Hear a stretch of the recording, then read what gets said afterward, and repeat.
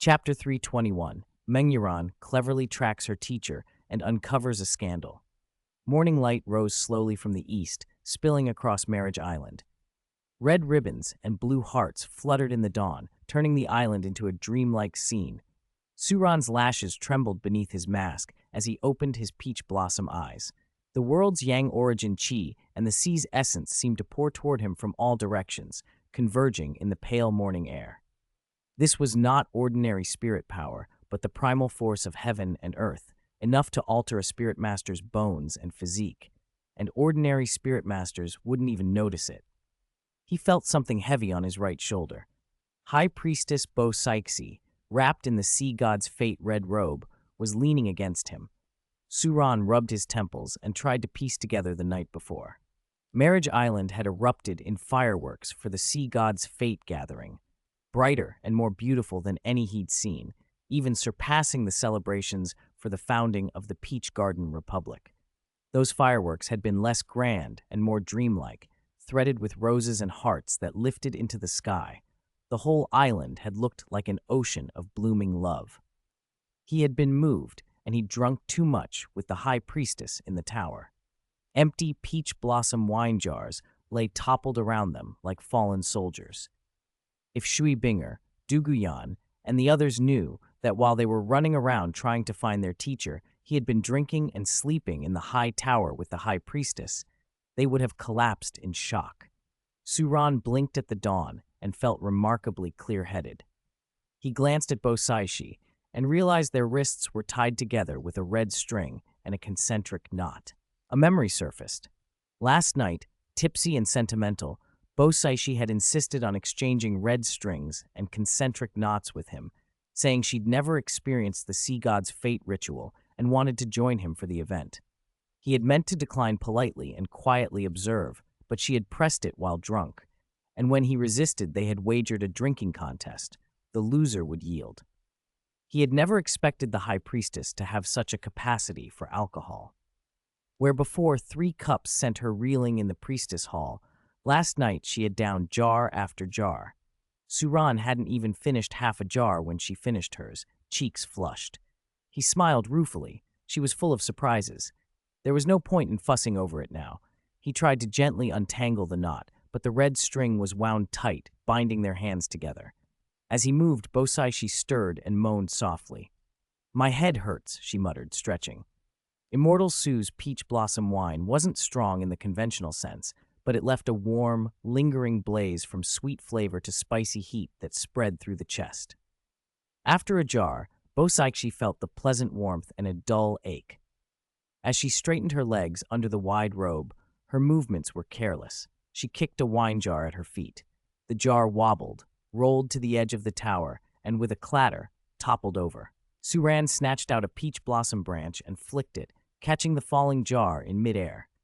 A falling object from such a height could have seriously injured someone below.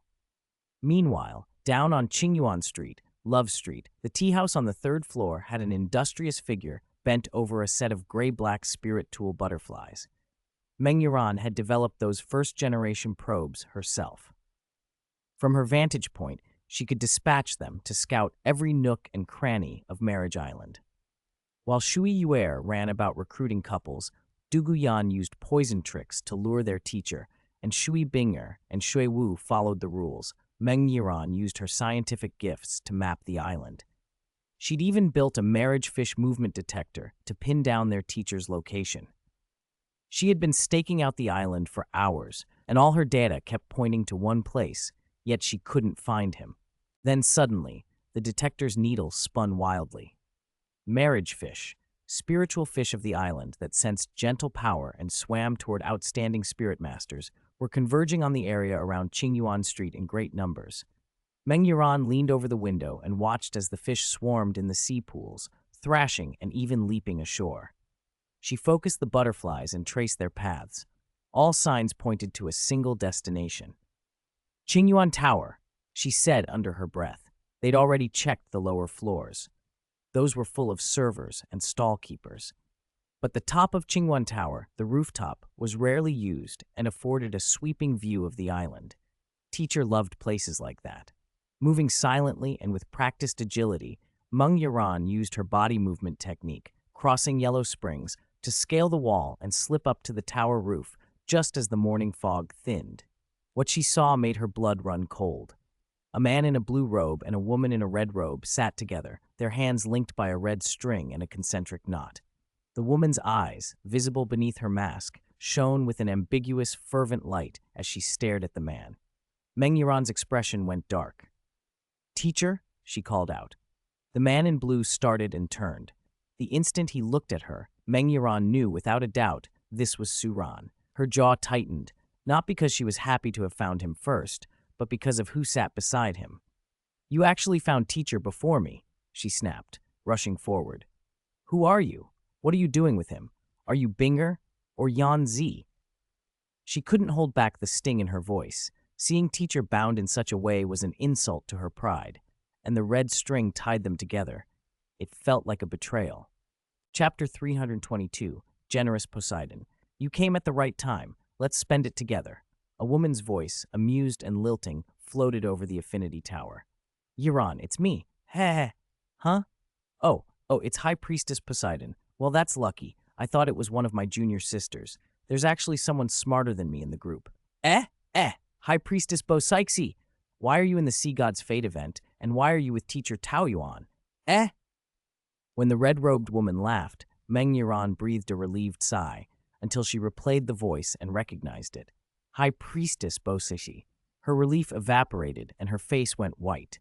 This was worse than a junior sister finding teacher Taoyuan first. If a junior sister had beaten her, at least she might still have a chance. Bosaichi had maturity and intelligence written all over her. With Bibi Dong as precedent, Meng Yaran had long suspected teacher Taoyuan favored sexy, intellectual, mature women. Now it seemed confirmed. Woe was her fate. "Taoyuan teacher," she accused, dramatic and indignant, "I knew there was a reason you'd agree to join the Sea God's Fate blind date event with us. You were hiding a date with High Priestess Bosaichi from us." "Taoyuan teacher, are you being fair to Rongrong? To Xiaowu? To Shuaiyuer? To me? And what about Dong? Never mind, she's already had her fun with you, so I won't even bring her up. We've all been made fools." My nose fell off. I'll put it back on now. Meng Yaran produced a silly red clown nose from her spirit tool, popped it on, and made a scene. She felt humiliated and furious. Suran hid a grin. This girl, really, how theatrical. But before he could show it, Meng Yaran's expression turned sour again. "Don't speak nonsense, Yaran. Teacher Su and High Priestess Bosaichi only met by chance. They didn't come here specifically to rendezvous." "Bah. Teacher Taoyuan is always like that, always lying to his students. Do you believe him? I certainly don't." She scanned Taoyuan teacher and Bosaichi suspiciously. There had been hints at the welcoming banquet. She had hoped she misread things, but now the truth seemed unavoidable. They had been set up as Bosaichi's cannon fodder. The more she thought about it, the angrier she became, so furious she could drown Sea God Island. "Calm down. Don't panic. Keep a relaxed mind." Teacher Su began reciting a soothing string of incantations. It only made Meng Yaran angrier. Comforting words when she was being betrayed. How dare he?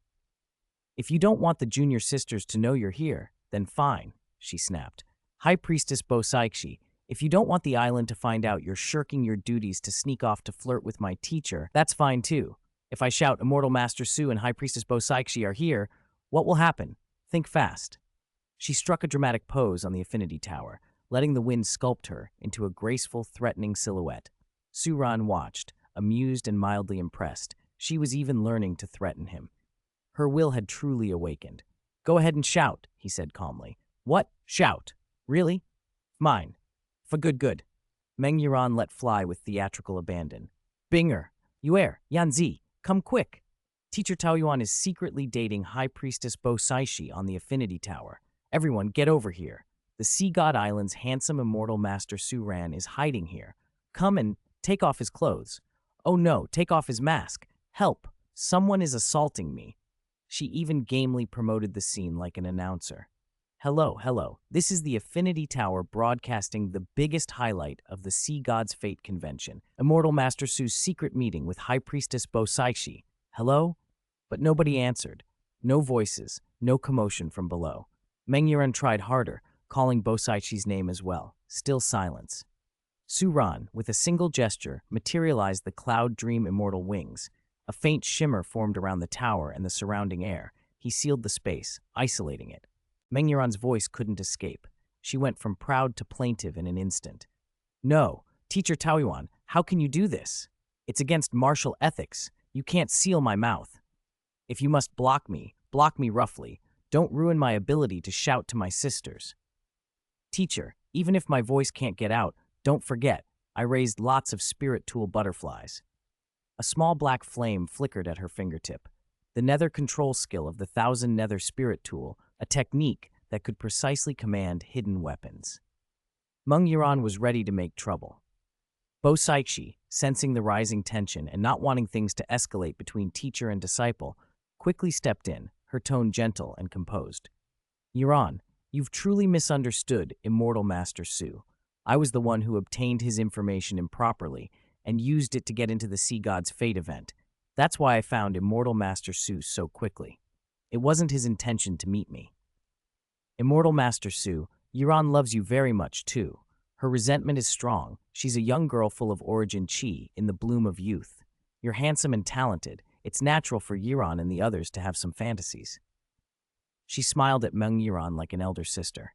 Yuran, you came at exactly the right time. Let's be good to Immortal Master Su together. Here, this is a concentric knot from Immortal Master Su. Don't be angry, okay? We can all enjoy tomorrow's Sea God's Fate event together. Bosaichi took off a small charm, a concentric knot, and placed it in Meng Yuran's hand. Meng Yuran froze. She hadn't expected compassion. She certainly hadn't expected a token from Teacher Su now being given to her. High Priestess Bosaichi, I'm wrong. You're so kind. Boo-hoo, you're even better than my junior sisters. If Shuyuer and the others had ever gotten one of Teacher Taoyuan's concentric knots, they would probably have torn it to pieces. Meng Yuran, on the other hand, scooped Bosaichi up and hugged her, thrilled at the new sisterly bond. From now on, they'd be true sisters, sharing blessings and, in her fanciful mind, sharing a husband. Even Bosaichi looked surprised. Su Ran was momentarily speechless. Could it be this simple, using his concentric knot to score goodwill? High Priestess Bosaichi, you can't do that. Chapter 323, Shui Binger assists Shuyuer. Hey, who got my teacher drunk? High Priestess, this wine is so sweet, so warm. No wonder you could drink with teacher all night. This flavor is incredible. Why don't we use peach blossom wine as our wedding wine when we marry teacher? As expected of young priest Yuran, bold in thought, bold in action. The High Priestess can't do this alone. We need the young priests to lead the way. Where are you going with this, High Priestess? This needs close cooperation with the High Priestess. If you and I team up, mature women paired with senior sister, we'll have those naive junior sisters eating out of our hands. Excellent. Meng Yuran and Poseidon were getting along so well, they'd practically become a pair. Su Ran rubbed his temples and felt a headache coming on. How had things come to this? Poseidon was one of the 3 limit Douluo, the current avatar of the sea god. Couldn't she keep a little dignity? Fine if she coveted teacher, but why was she calling Yuran's sister? What seniority was that supposed to be? Time passed. The morning light slanted into noon. In about 3 hours, the first day of the Sea God's Fate event would end, which also meant the restriction on exchanging red rope concentric knots would lift, and the second day's business, matchmaking, and choices would begin. At the last urgent hour, nobody wanted to risk being alone. The men and women at the Sea God's Fate blind date convention started dropping their standards and searching even more desperately for a partner. Of the Taoyuan disciples, Shuyuer was the most anxious. After Shui Binger's guidance the night before, she had become even more earnest in her pursuit. Though she regretted not finding teacher, she kept her composure. The other junior sisters, Gu Qingbo, Chu Ruoshui, Shen Liuyu, were all rising stars. It was never easy to get close to teacher. Duguyan's plan had failed, and though she was unwilling, there was no one to blame but her own miscalculation. Shuyuer, who thought she knew teacher's habits like the back of her hand, had been repeatedly disappointed, and it frustrated her. The odd behavior of the marriage fish outside the affinity tower had not escaped Meng Yuan's notice. Shuiyuer and the others were thinking about it too.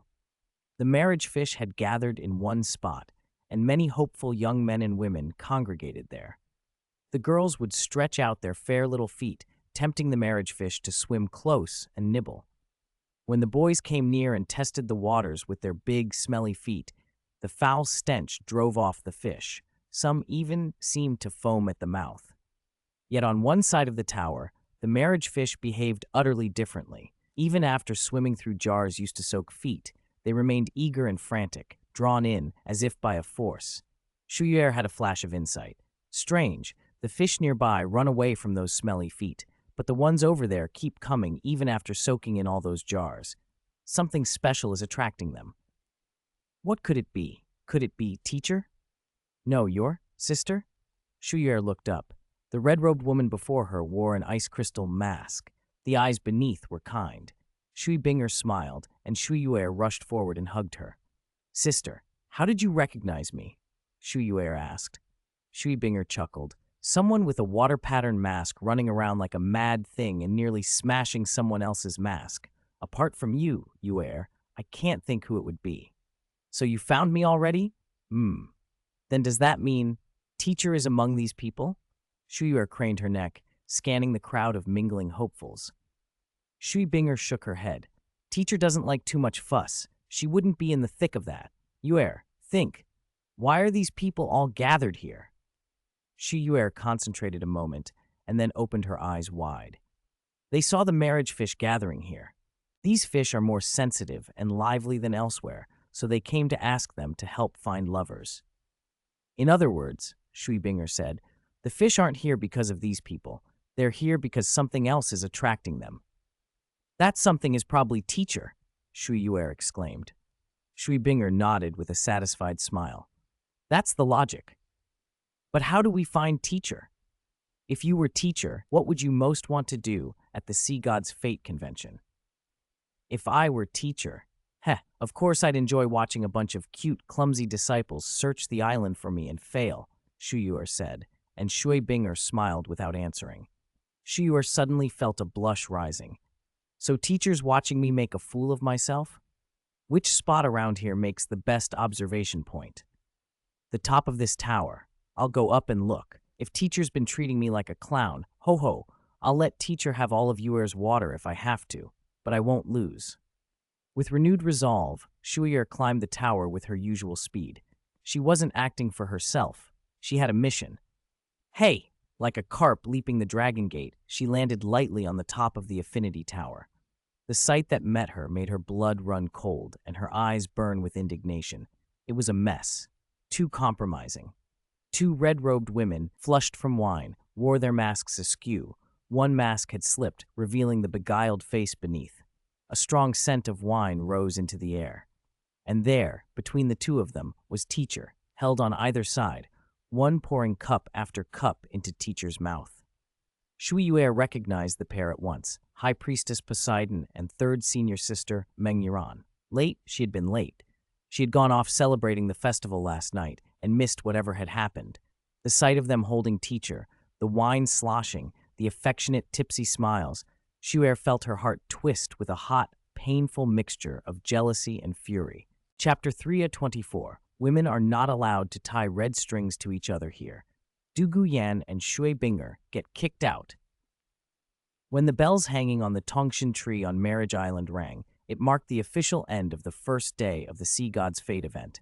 All the blind date participants, led by their red strings, gathered beneath the Tongshan tree. The setting sun bathed the tree in a golden glow. Granny Haiyan and Haiyue Lao, the old man of the moon, looked over the crowd. Men and women with red strings and Tongshan knots tied to their wrists, and their aged faces broke into relieved smiles. This old man is very pleased, Haiyue Lao said.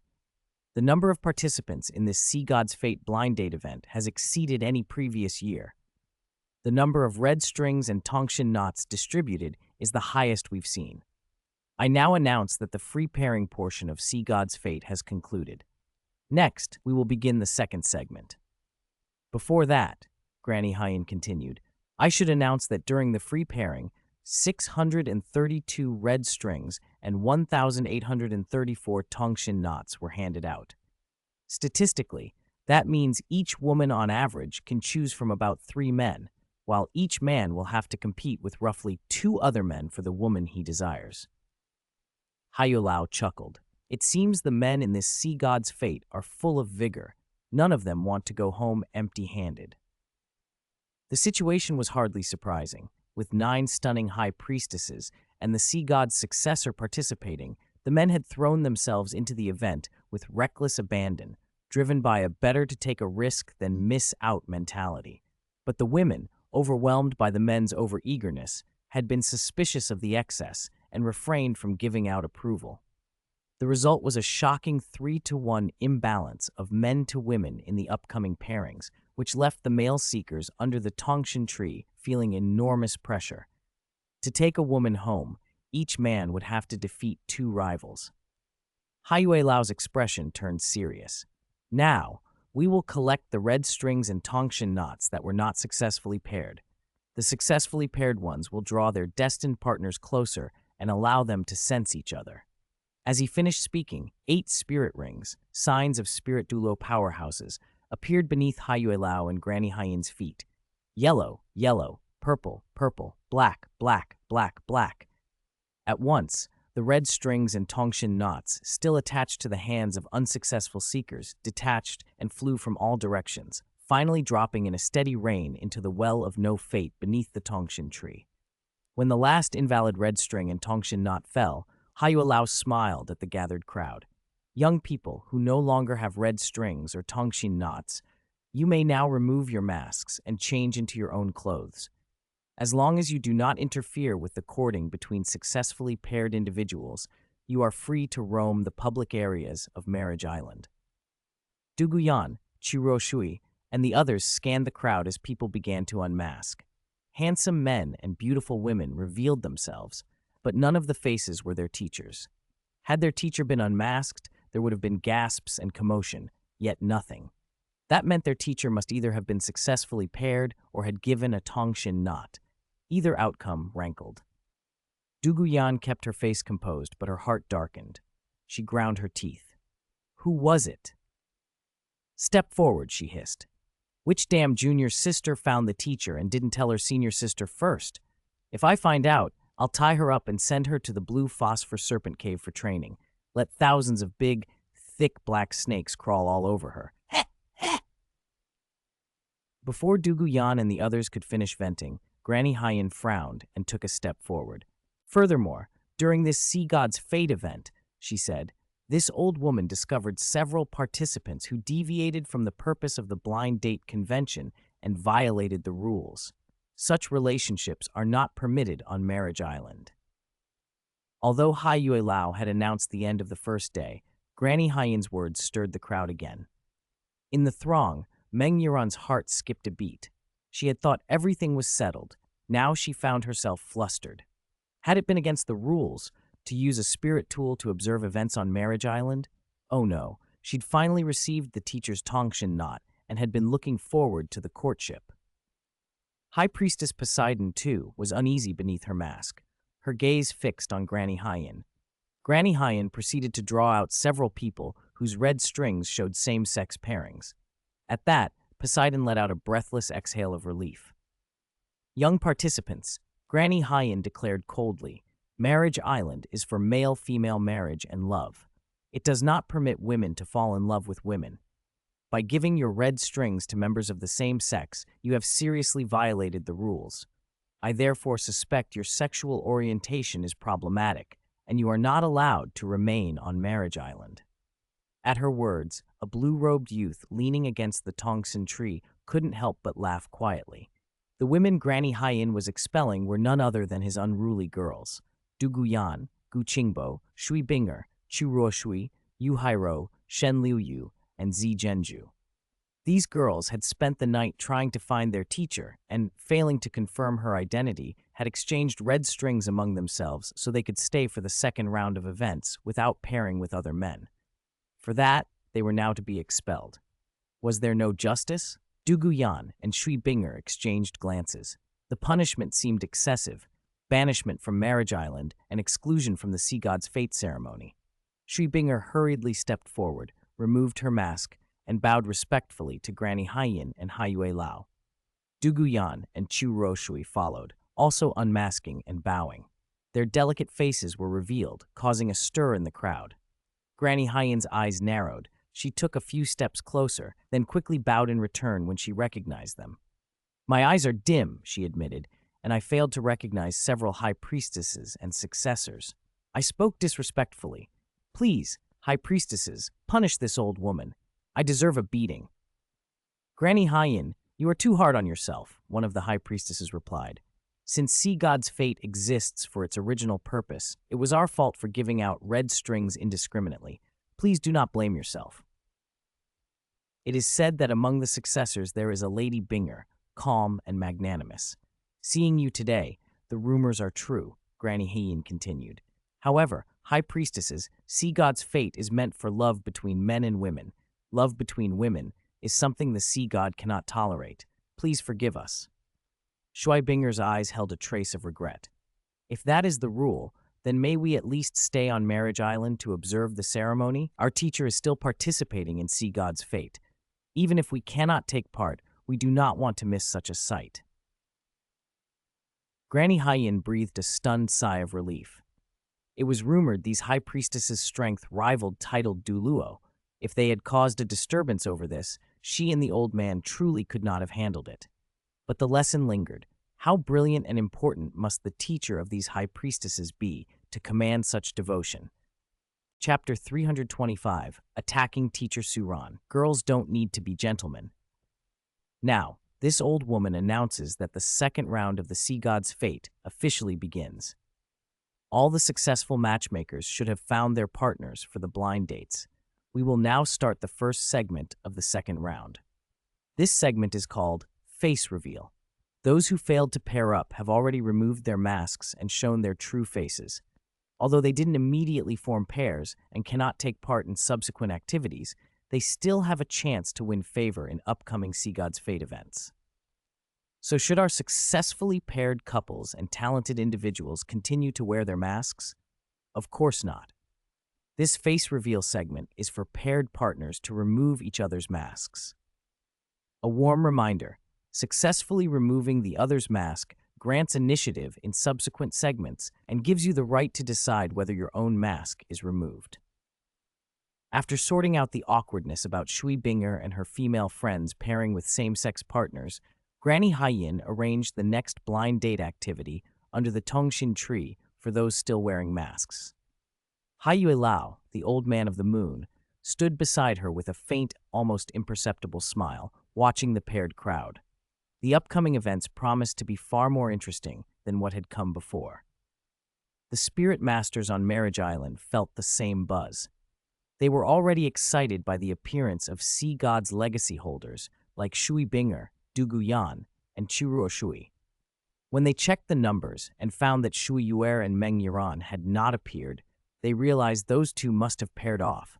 Someone had received their red strings. Everyone wondered which man was lucky enough. Only Shui Binger, sitting nearby, noticed the girl with the water-patterned mask beneath the Tongshin tree and smiled privately. As she thought, as expected of Yuer, I knew she'd find a way to get Teacher Suran's Tongshin knot. If it were me, I couldn't have done anything to Teacher Suran. Go for it, Yuer.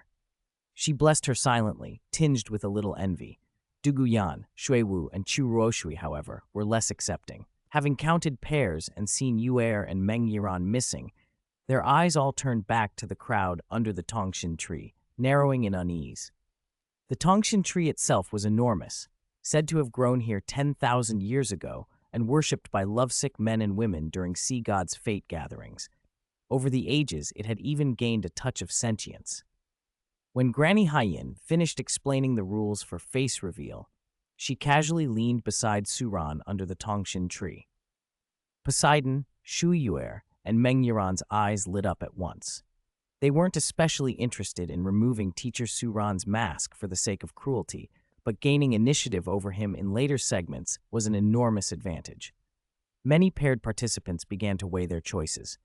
Humans were still visual creatures, and this face reveal segment served two purposes: to test each other's strength and to reveal appearances. Whoever won could learn the other's face and gain a decisive advantage. All right, there are 10 platforms around the Tongxin tree. The teams for the face reveal ascend the platforms one by one for your contests, Granny Hyena announced. But a reminder, before you may be your future partner. Face reveal carries risks, so be cautious. Do not use spirit abilities tied to a 10,000-year spirit ring or above. Don't accidentally injure the other party. Granny Haiyin and Haiyue Lao condensed spirit power together and resonated with the Tongxin tree. The edges of the tree's branches and leaves unfurled into 10 Tongxin leaf platforms where spirit masters could spar. The enchantment also restrained high-level spirit abilities to ensure everyone's safety. Duels began across the platforms. For the most part, it was the women who took the initiative to remove men's masks. Face reveal was a short segment. Many men worried that forcefully taking a woman's mask would hurt their first impression and make them seem ungentlemanly. They overlooked a crucial fact: women admired strength. If a man neither impressed in skill nor appearance, how could he win a woman's heart? On one of the Tongxin leaf platforms, an unusual scene played out: a rare 3 women versus 1 man fight. Considering the male-to-female imbalance at Sea God's Fate, most teams were 2 men to 1 woman, or 3 men to 1 woman. To attract 3 graceful women to a single man, that man had to be extraordinary. On that platform, the 3 women were Shui Yuer and Meng Yiran, who had dragged teacher Su Ran onto the stage, and a third woman, the high priestess, Poseidon. Du Guyan, Shui Wu, and Chu Ruoshui instantly focused on the platform. If 3 women ganged up on 1 man, it could only be teacher Su Ran. What confused Du Guyan and Shui Wu was that teacher Su Ran, who usually exuded wisps of immortal qi and appeared otherworldly, now stood there in an ordinary blue robe and a simple mask. He looked like any other spirit master on the island. No wonder they'd missed him. But how had Yuer and Meng found him? And who was the third woman who'd won his favor? Their frustration left them pinching their brows. On the Tongxin leaf, Shu Yuer drew a circle with her toe. Water flowed in her palms as she launched the first attack, glancing at Meng Yiran as she moved. "Third senior sister, let's go together," she said. Although teacher Su Ran can't use spirit abilities above 10,000 years here, his cultivation and martial arts are better than ours. We only have a chance if we outnumber him. "High priestess, you should join us too," Sheng. No, the high priestess was urged. Poseidon hesitated, voice small. "Yuer, isn't this improper?" Meng Yiran actually agreed with Yuer. "Sister Shi, let's do it together. Yuer is often reckless, but she's right this time. Don't underestimate teacher Su Ran, but you should assist your senior. Show some respect." "Humph, not this time," Yuer snapped. "If third senior sister won't, then it's every woman for herself. Once Sea God's Fate is over, I'll tell the other senior sisters that you and the high priestess secretly got teacher Su Ran drunk." The two bickered as they surged forward. Teacher Su Ran took a slight step back and dodged their first combined attack. He glanced at them with calm amusement. Yuer, ganging up on someone is going too far," he said lightly. "And remember how I teach you. Look, men on the other platforms are all 1v1. Where's their gentlemanness?" "What gentlemen?" Yuer snapped. "We're girls. Girls don't need to be gentlemen. We just want to take down teacher Su Ran." "Teacher Su Ran, take this," she cried, thrusting upward and then bringing her leg down in a fierce, spiraling kick. Taste of the sea, giant wave, golden powder slash. Shuyuer soared, her red robe skirt billowing as a pair of slender legs struck down with explosive force. Chapter 326, Meng Yiran, Shuyuer entangle Immortal Master Su. Hiss, how ruthless. Yuer and Yiran must have a lot of grievances against Immortal Master Su.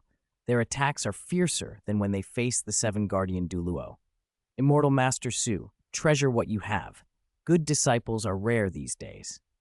Poseidon stood at the edge of the Tongxin leaf, watching Shuyuer and Meng Yiran press their assault without mercy, as if Su were a mortal enemy.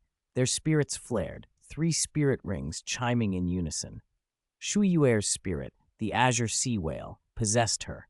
Her fists flowed like water, sometimes opening into a whirling vortex, sometimes striking like a roaring whale, at once defensive and devastating. Meng Yiran, wielding the Staff of the Undead, summoned two spirit beasts, the Millennium Ghost Barrier Great Serpent and the 10,000-year Skyhawk. She moved with light footwork, keeping her distance from immortal Master Su and looking for an opening. Honed by the sea god's trials, the girls and their spirit beasts displayed remarkable coordination. Together, they actually managed to trade blows with immortal Master Su. Yet Su's face betrayed no alarm.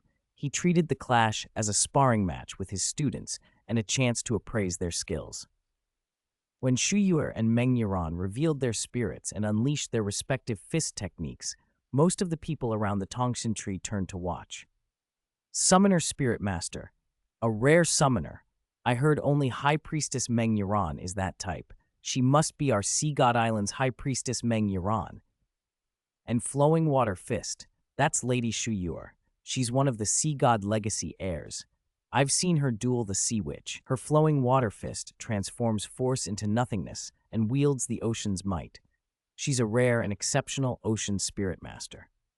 I never expected Lady Meng and Lady Shui Yuer to still be in the Sea God's fate blind date, and they both favored the same man. Whoever he is, he's lucky to have the red strings from two legacy holders. That's enviable. Ha, I don't buy it. What's so special about him? Besides decent skills, he's inferior to me in everything else. Height, muscle, looks, spirit power. A group of men, seeing Meng Yuran and Shu Yuer favor a man, couldn't hide their jealousy. Some confident young suitors even showed off their physiques, hoping to outshine the chosen man. A few went so far as to approach Shui Binger, Shui Wu, and Du Guyan with fanciful confessions. "Oh, respected High Priestess, you are so beautiful. Might I be so fortunate?" Scram. Du Guyan's irritation snapped like a blade. Poisonous qi coalesced in her palm, turning the air green and heavy. The suitors fled, terrified. Lady Du Guyan's venomous aura was notorious. Others who had witnessed her duel, sea ghost Douluo, claimed her poison could condense into liquid, and a single drop could kill vast numbers. That reputation alone silenced most onlookers. Why hasn't the third woman who received Teacher Su Ran's favor made a move yet? Someone murmured.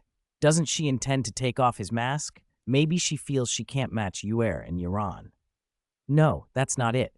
Perhaps Teacher Su Ran chose her because she's composed, neither arrogant nor impatient, truly steady.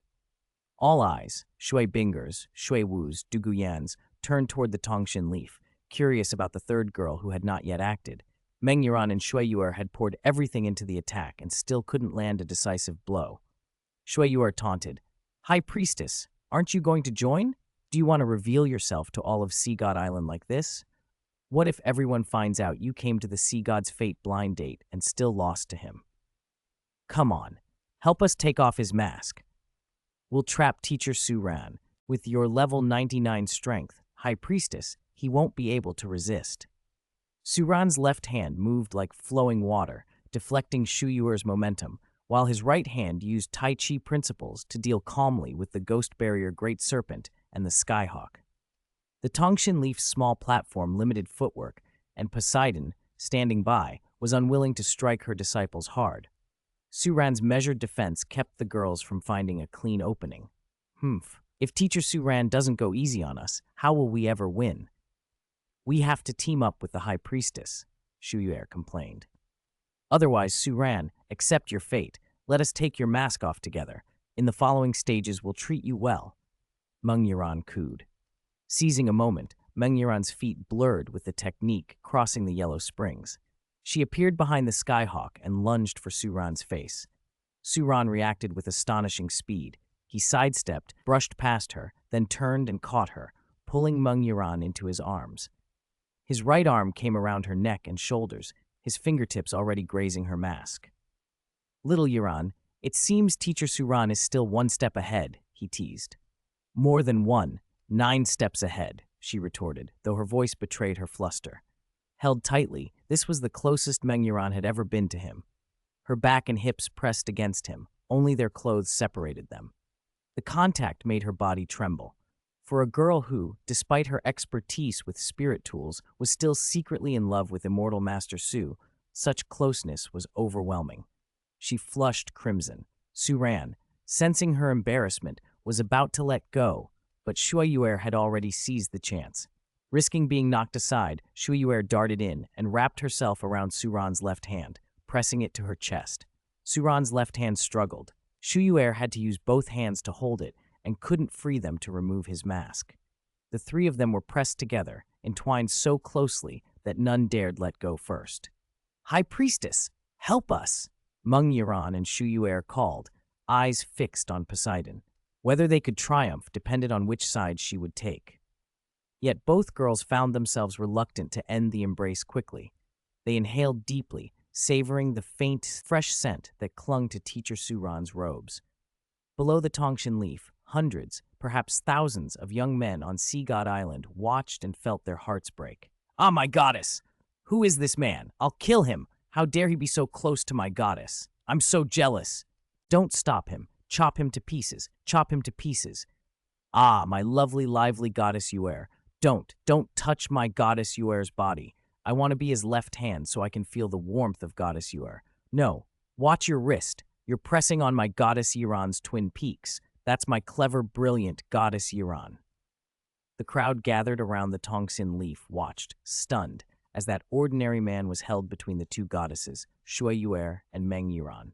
Everyone wished they could be Suran's hands, to be the ones embracing the goddesses. How could they know that, at that very moment, they themselves were the objects of envy, while their goddesses reveled in the close contact with Teacher Suran? Even the goddesses watching from the side, Shui Bing'er, Du Guyan, and Shui Wu, felt the opposite emotion. They looked at Yuer and Yiran with envy. Usually composed Shui Bing'er even felt a prickle of regret. The second round of the Sea God's fate could actually be this outrageous. If only I had gone up myself and seized Teacher Su Ran. As the audience around the Tongshan leaf lamented, the third woman, silent until now, finally moved, drawing everyone's attention. Someone shouted, "Go, tear my goddess away from that man. Seize the chance, take off that man's mask. I want to see his face. What right does he have to be favored by Yuer and Yiran? Take the mask off and let the goddesses know who the real top handsome man on Sea God Island is." Roar, "High Priestess, let's do it. We'll take off Teacher Suran's mask together and have some fun. I'll count to 3. On 3, we all move." "No, High Priestess, you do it. We'll do it with our mouths." Shui Yuer and Meng Yiran were holding Teacher Suran's left and right hands. Their own hands were effectively occupied, so they had to rely on the High Priestess to steady his head. Then they planned to lean in and use tongue and teeth to pry off his mask, and along the way, perhaps taste the beauty of his face. The thought made Yuer and Yiran burn with excitement. Licking Immortal Master Su's peerless face, surely no one in the academy had ever done that. Even Senior Sister Rongrong had at most kissed him. They might be the first to actually lick him. As High Priestess Poseidon approached, Suran's composure tightened slightly. "Yuer, Yiran, stop playing around. Let go of Teacher Suran quickly. If you don't, Teacher Suran won't be polite." All right, we're convinced. Teacher Suran has his own way of taking it off. He won't be forced. Let go. Teacher Suran will do it himself." At that moment, wisps of immortal white chi rose from Suran's body. On the Tongshan leaf, a peach tree in miniature burst into bloom. Peach petals scattered in the air and the scent of blossoms rolled over everyone. The chi gently loosened the girl's grip. They hesitated, still longing to use their mouths to remove the mask. But Suran had spoken, and he'd manifested his spirit. There was nothing more to do but yield. They agreed reluctantly. If they could ever break down Teacher Suran's proud front and make him plead for them someday, it would be worth withholding now. What none of them expected, however, was that Poseidon did not reach for Suran's mask. Instead, she took his hand, pale, delicate, jade-like, and placed it against her own face. For a moment, Shui Yuer and Meng Yiran didn't understand. Then, holding Teacher Suran's fingers, Poseidon lifted her own mask.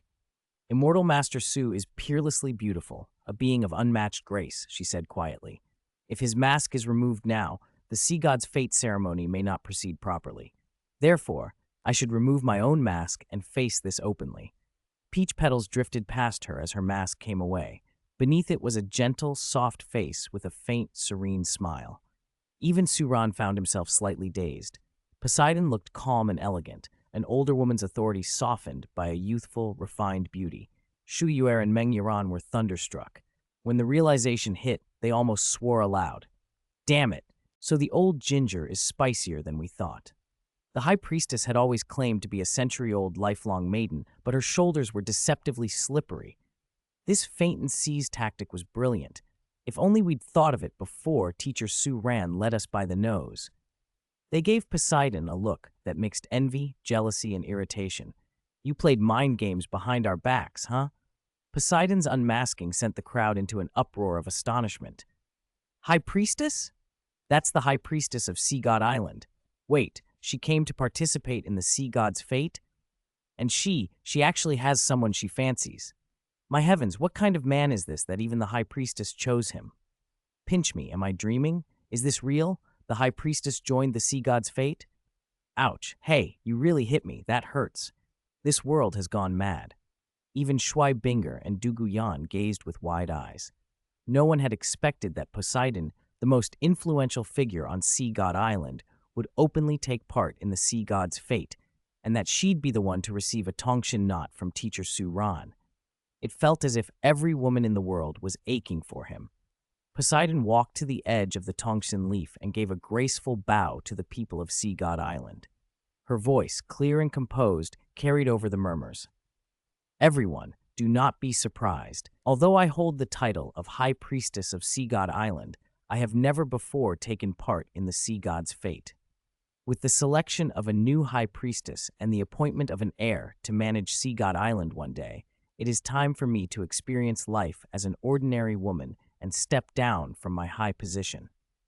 She turned to Granny Haiyan and Hai Yue Lao, the old man of the moon, who presided over the ceremony.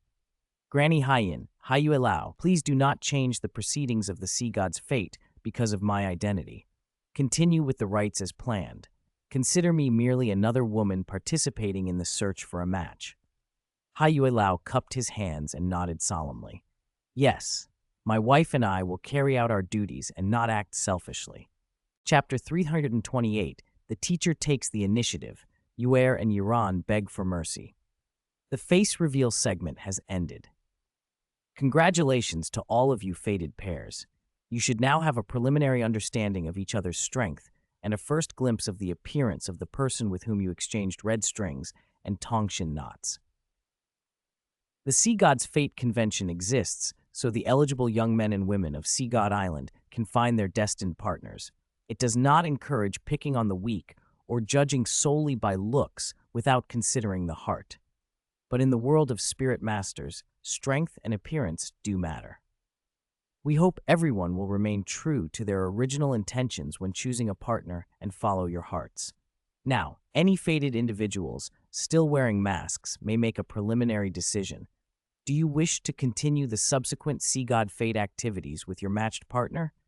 You have one chance to terminate the Sea God Fate date. If you wish to continue, remain on the Tongshan leaf with your partner. If you wish to end it, take back the red string or Tongshan knot from the person you dislike, or simply leave the Tongshan leaf. As Poseidon removed her mask, Shui Yuer and Meng Yiran also hurriedly took theirs off, showing their faces, but with a faint edge of resentment in their eyes. Granny Haiyan's announcement ended the face reveal, and the initiative flipped at once. On the Tongshan leaves, only the teacher still wore a mask. That meant he was the ultimate winner of the segment and had the right to choose his partner. He could take the Tongshan knot from any of the three, Poseidon, Yuer, or Yiran, and send her off the stage, or simply walk away. From beneath the Tongshan tree and the other Tongshan leaves came the sounds of daters making their choices. I'm sorry, your buck teeth are a deal breaker. I don't want kissing to feel like a bumper car ride. Sorry, I was blind. You're just too fat. I'm afraid of being crushed. Let's end this. Your spirit power is too low. You won't be able to protect our future family. 3 people are too many. I'm sorry. I want to give up one and observe between the other 2. Hearing that, Shui Yuer and Meng Yiran grew even more flustered. The arrogance they'd shown while ganging up on the teacher vanished. They were suddenly timid and pleading. With the High Priestess Poseidon revealed, everyone on Marriage Island was glued to the ceremony. Men stared at Suran with envy, jealousy, and hatred. He'd simultaneously earned the favor of the High Priestess, of Lady Yuer, and Lady Yuan, and now he alone had the right to choose among them. It was outrageous. Some astute onlookers noticed something else. The rules allowed being chosen by 3 goddesses, but that didn't have to be the limit of who might like this man. Outside the Tongshan tree, several other high priestesses had never taken their eyes off him. Shui Binger, Du Guyan, Shui Wu, these women also watched him intently. That realization sent fresh pangs of jealousy through the crowd. Who was this man? How could he impress some of Sea God Island's most talented and beautiful goddesses at once? Could he be the legendary Peach Blossom Immortal Master, the one who'd trained these outstanding goddesses? No, that seemed impossible. Even if the Peach Blossom Immortal Master were extraordinary and dazzling, he was still their teacher. How could Yuer and Binger choose him at the Sea God's Fate Convention? But who else on the island could inspire this level of devotion, even convincing High Priestess Poseidon to participate? Rumors and resentments rippled through the audience. The man was simply too infuriating. The arrival of Poseidon stirred the girls around the Tongshan tree as well. Many developed a strong interest in the man on the central leaf. Granny Haiyan clicked her tongue and quietly asked Haiyue Lao, the old man of the moon, "Old man, do you know the background of the man the high priestess and the high priestesses chose?" Haiyue Lao stroked his beard. From last night to early this morning, through the senses of the Tongshan tree and the marriage fish, I detected faint peach blossom chi on the island. It's very weak, but given the circumstances, 9 times out of 10, this man is that distinguished guest of Sea God Island, the Peach Blossom Immortal Master. Really him? Granny Haiyan's eyes lit up. I heard that when that Peach Blossom Immortal Master once traveled through Sea God Island, everyone who saw him was stunned. People thought him a god and went mad for him. It's said in Seahorse City and Sea Dragon City, many women stopped eating and drinking over him, begging their parents to arrange marriages. If even a proud figure like the High Priestess would take part in this for him, are the rumors true? Is this Peach Blossom Immortal Master truly a peerless man adored by everyone, young and old? Granny Haiyan peered toward the Tongshan leaf where Suran sat. Haiyue Lao suddenly felt a twinge of alarm. Loved by young and old? Old woman, what are you thinking?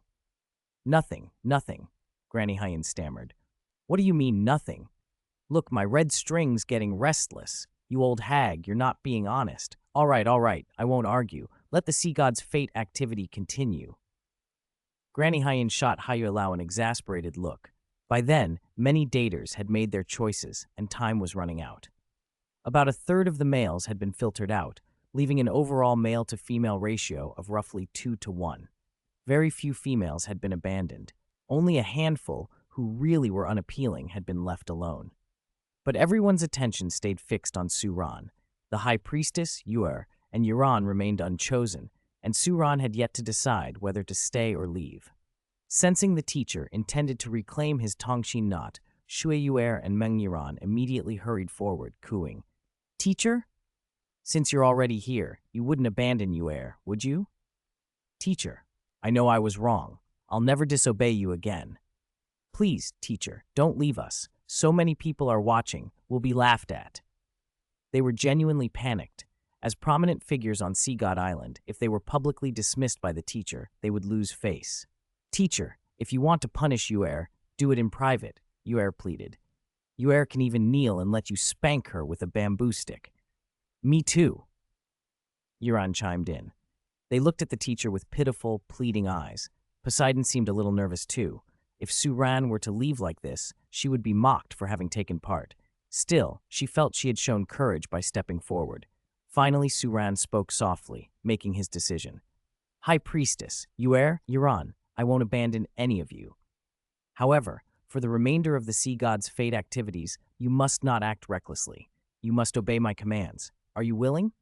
"Meow, Yuer is the most obedient. Yuer will do everything teacher says," Yuer purred. "Yuran too. Yuran will do whatever teacher says," Yuran added. Poseidon offered a gentle smile. "This concubine is willing to follow your words." "This concubine?" Yuer and Yuran shot daggers at Poseidon with their eyes, wishing they could bore holes through her. They had expected the High Priestess to be dignified. Instead, she sounded flirtatious and coy, more like a coquettish century-old woman than a solemn leader. Seeing the two goddesses acting like obedient kittens by Suran's side, even purring when he stroked their heads, and the high priestess so gentle, the spirit masters watching the convention felt a fresh wave of outrage and envy. Damn it! What does he have that I don't? I'm so jealous. Why doesn't that kind of luck fall to me? Chapter 329. Upon hearing that the teacher was on a blind date, Rongrong brought her junior sisters to watch. Outside Sea God Island, a luxurious ship bearing the Taoyuan Academy banner and the flag of the Seven Treasure glazed tile pagoda glided slowly into port. On its deck, an elegant young woman in pink and white stared out at the blue sea and murmured to herself. Sea God Island, she said. This is where junior sister Binger and the others are training. It's in the middle of the ocean, must have been a long sail for them. Humph. I want to see who teacher is blind dating behind my back. The woman in pink was Ning Rongrong, eldest senior sister of Taoyuan Academy and current sect master of the Seven Treasure glazed tile school. Beside her, Xiao Wu and Zhu Zhuqing stood watching the island, their expressions threaded with annoyance. Teacher really went too far this time, Xiao Wu complained, hugging her soft-bones rabbit, its fur silver-threaded and trimmed with gold, and pouting. We're busy with the academy and managing Slaughter City, studying hard, and he runs off to Sea God Island to have fun. If it weren't for the war with the Star Luo Empire and the Sea God Island secretary keeping in contact with the academy, exchanging information, we wouldn't even know he signed up for their Sea God's Fate blind date convention, added Zhu Zhuqing, cool and displeased. As the ship tied up, an elegant woman in spectacles hurried down to meet them. She was the priestess secretary of Sea God Island, who assisted Poseidon in running the island and handled affairs with the Seven Guardians when Poseidon was away. Seeing the Taoyuan Academy banner, she immediately stepped forward to welcome them. Does this ship carry distinguished guests from Taoyuan Academy? She asked. Ning Rongrong descended and inclined her head. Correct. I'm Ning Rongrong, eldest senior sister of Taoyuan Academy. Second senior sister, Zhu Zhuqing. Zhu Zhuqing added, the chill in her presence making itself known. Fifth senior sister, Xiao Wu. Xiao Wu chimed in. The priestess secretary adjusted her glasses, surprised and impressed. These were the eldest and second senior sisters of Taoyuan Academy, two of the school's best, senior to the high priestess and to the sea god inheritor. She remembered tales of Taoyuan students performing miracles on Sea God Island and of several talented candidates for high priestess who had emerged from that academy. She dared not be remiss and ushered them into the reception hall, instructing the attendants to prepare good tea and pastries.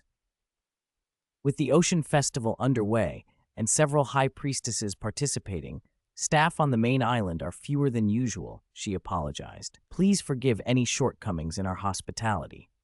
Ning Rongrong took a polite sip of tea, then set the cup down and asked, We actually came for that reason. In the recent exchanges between Sea God Island and the Academy, your reply included that Immortal Master Su and the High Priestesses would take part in the Ocean Festival and experience the Sea God's Fate Blind Date Convention. What exactly is the Sea God's Fate Blind Date Convention? Xiao Wu and Zhu Zhuqing straightened, listening intently. The priestess secretary smiled. The Ocean Festival is an ocean carnival.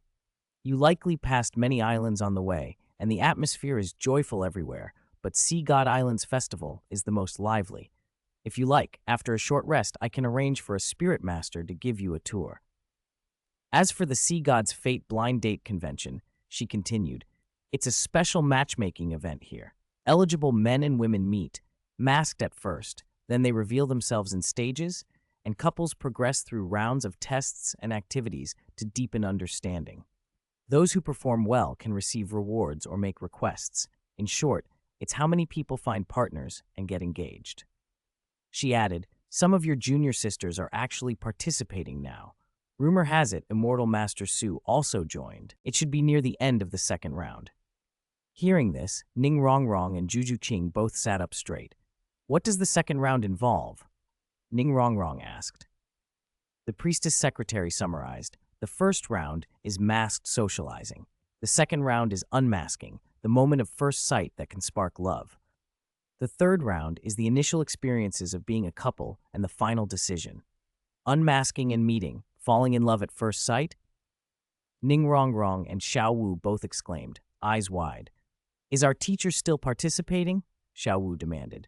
According to the latest reports, Immortal Master Su is still taking part, the priestess secretary answered cautiously. She knew the convention drew many who envied, resented, or otherwise focused on Immortal Master Su, but she did not think it wise to burden the newcomers with that gossip. Everyone is curious about him. Xiao Wu pushed her pastry aside, suddenly unable to eat. I'm going to the Sea God's Fate site. I've lost my appetite. Sister Secretary, could you take us to observe the Sea God's fate? Ning Rongrong asked. We rushed here as soon as we heard teacher was on a blind date. We only want to watch. The priestess secretary hesitated. Officially, people couldn't join the convention midstream, but these were Taoyuan disciples and honored guests of Sea God Island. If you're only observing, she said after a moment's thought, I'll make arrangements. Wonderful, Ning Rongrong said. Thank you, Sister Secretary. Soon 2 purple-robed deacons arrived, carrying a token from the priestess hall. They would serve as guides for the Taoyuan students and lead them to Marriage Island. On Marriage Island, meanwhile, Su Ran had already gone through several segments with Poseidon, Shueyuer, and Meng Yuran. After the unmasking came tests and activities designed to deepen feelings and understanding. Couples and groups were then scored. High-scoring pairs earned rewards and the ability to make requests, everything from having the lower-scoring partner remove their mask to confessing true feelings aloud. The sun was moving west as the day's events wound down. The current scores for Su Ran's group of 4 were Su Ran, 13 points, Poseidon, 17 points, Meng Yuran, 16 points, Shuoer, 10 points. Chapter 330, Teacher, long time no see. Which one will be our new teacher's wife this time? The sea breeze was gentle and the sunlight mild.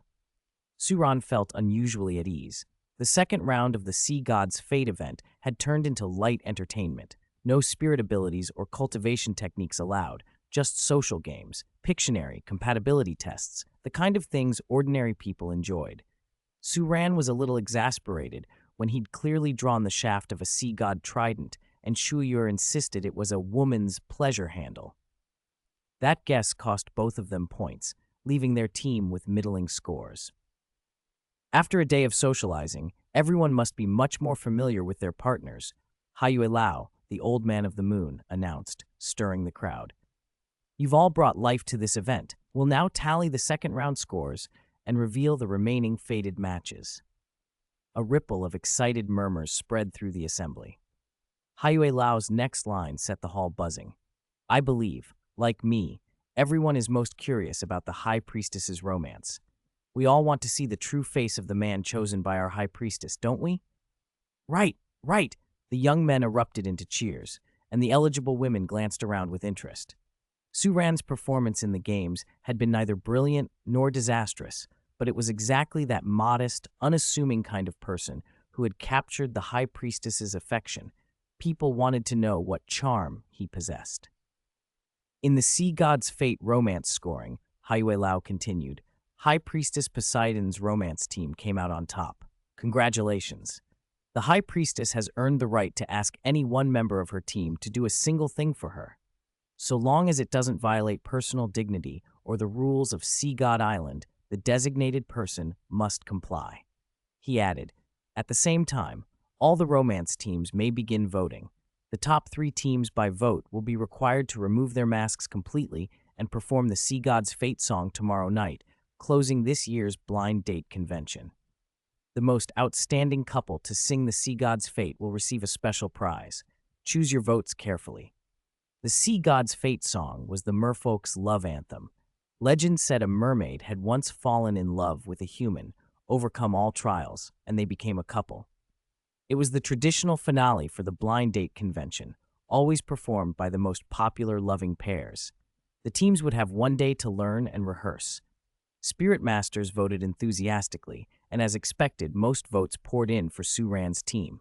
Who wouldn't want to see the High Priestess perform? Poseidon's victory also granted her the right to designate someone in her team, much to the envy of Shueyuer and Meng Yuran.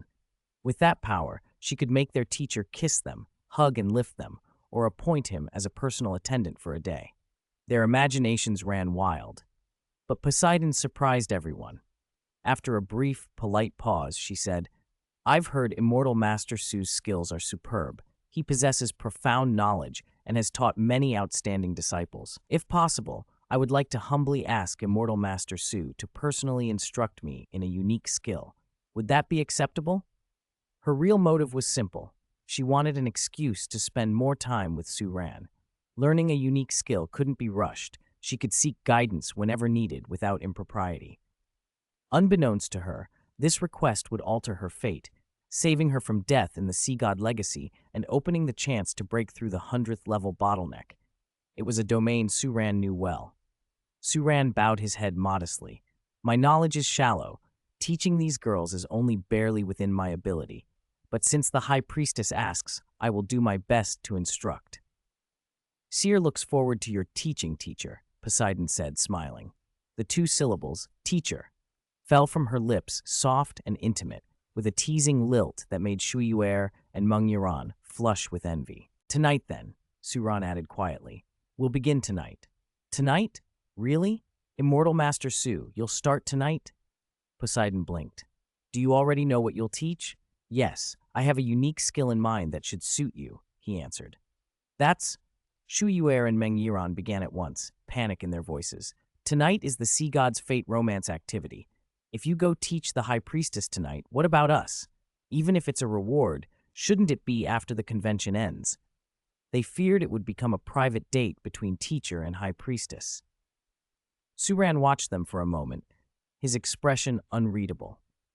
"I had thought," he said slowly, "that since you've followed me to learn for so many years, you might discuss things with the High Priestess amicably.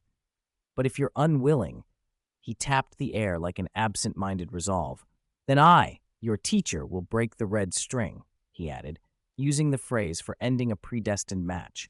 "No, that won't do. We'll practice with the High Priestess."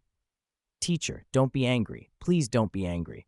We'll learn too. Who says you're so profound and extensive? We want to see how profound he really is." Shuyuer and Mengyiran immediately backed down. "Voting has closed," came the announcement. "By count, the top 3 teams are," the clerk read. Third place, the Deep Love team with 5% of the votes. Second place, the Misty Rain team with 6%. And first place, High Priestess Poseidon's Romance team with 83% of the votes. No one was surprised. Su Ran and Poseidon had long been the focus of ardent attention on Sea God Island. Granny Hyen smiled, her gaze flickering between Su Ran and the High Priestess in a way that suggested she was encouraging them. "Immortal Master Su, High Priestess Poseidon, please come this way," she said. "Our marriage island has specialists who will demonstrate and teach you the sea god's fate melody." Amid cheers, Granny Hyen guided Su Ran and Poseidon away from the tongsun tree and into a building that looked like an opera house. Out of the crowd's sight, Su Ran allowed himself to relax. But as they entered the auditorium, a familiar voice floated from the stage. The Sea Witch was singing. In the seats below, several familiar backs were visible. Hearing footsteps, 3 young women turned at once. Their eyes settled on the unremarkable figure of Su Ran. Ning Rongrong called out with a teasing grin. "Teacher, long time no see. Which one of you will be teacher's wife for our Taoyuan Academy this time? Will it be teacher's wife Shi, teacher's wife Yu, or maybe teacher's wife Meng?" Chapter 331, Senior Sister's Deterrence. Su Ran teaches Poseidon the Azure Sea Tide Birth Melody, Senior Sister, Zhu Qingje, and Xiao Wuje. When the 3 figures stepped out of the dim corridor light, teacher Su Ran showed no sign of surprise. Shuyuer, however, stammered first. The sea overlord of Sea God Island, a woman who usually feared nothing, visibly deflated the moment she saw the senior sisters. Her aura folded in on itself so suddenly that even Poseidon flinched. Yuer had never been that timid, not even in front of Immortal Master Su. Somehow, these 3 women carried a deterrent authority she couldn't match. To Poseidon, the 3 senior sisters from Taoyuan Academy presented 2 very different images. In reality, she saw Ning Rongrong as a darling in pink and white, bedecked with ornaments, her pink hair falling to her waist, a delicate, charming princess. Zhu Zhuqing, with long straight black hair and a strikingly fierce figure, gave off a cool, dangerous air, restrained, unreadable. Xiao Wu, hair in her distinctive scorpion braid and a little rabbit in her arms, looked playful and harmless. But Shui Yuer's imagination had made them larger than life. To her, Ning Rongrong was the diamond Barbie, the unassailable ruler of Peach Garden, a decisive commander who could rule the academy unchallenged. Zhu Zhuqing was the Slaughter King, a blade that sent people straight to hell. Xiao Wuji was the spirit beast overlord, the sort of powerhouse who could snap even Supreme Pontiff Bibidong's bones, and to Yuer, the original idol she had wanted her teacher to pursue. Yuer, very good. You've been training on Sea God Island. You've made rapid progress. You're already over 80 ranks, not falling behind the senior sisters. The academy will still need you all in the future, Ning Rongrong said, placing a small, warm hand on Shuyuer's shoulder. Her tone was light, but the pressure she radiated made Shuyuer feel something like a mountain pressing down on her head. No spirit power, no cultivation technique, just presence. Shuyuer could only stammer, "Say, senior sister."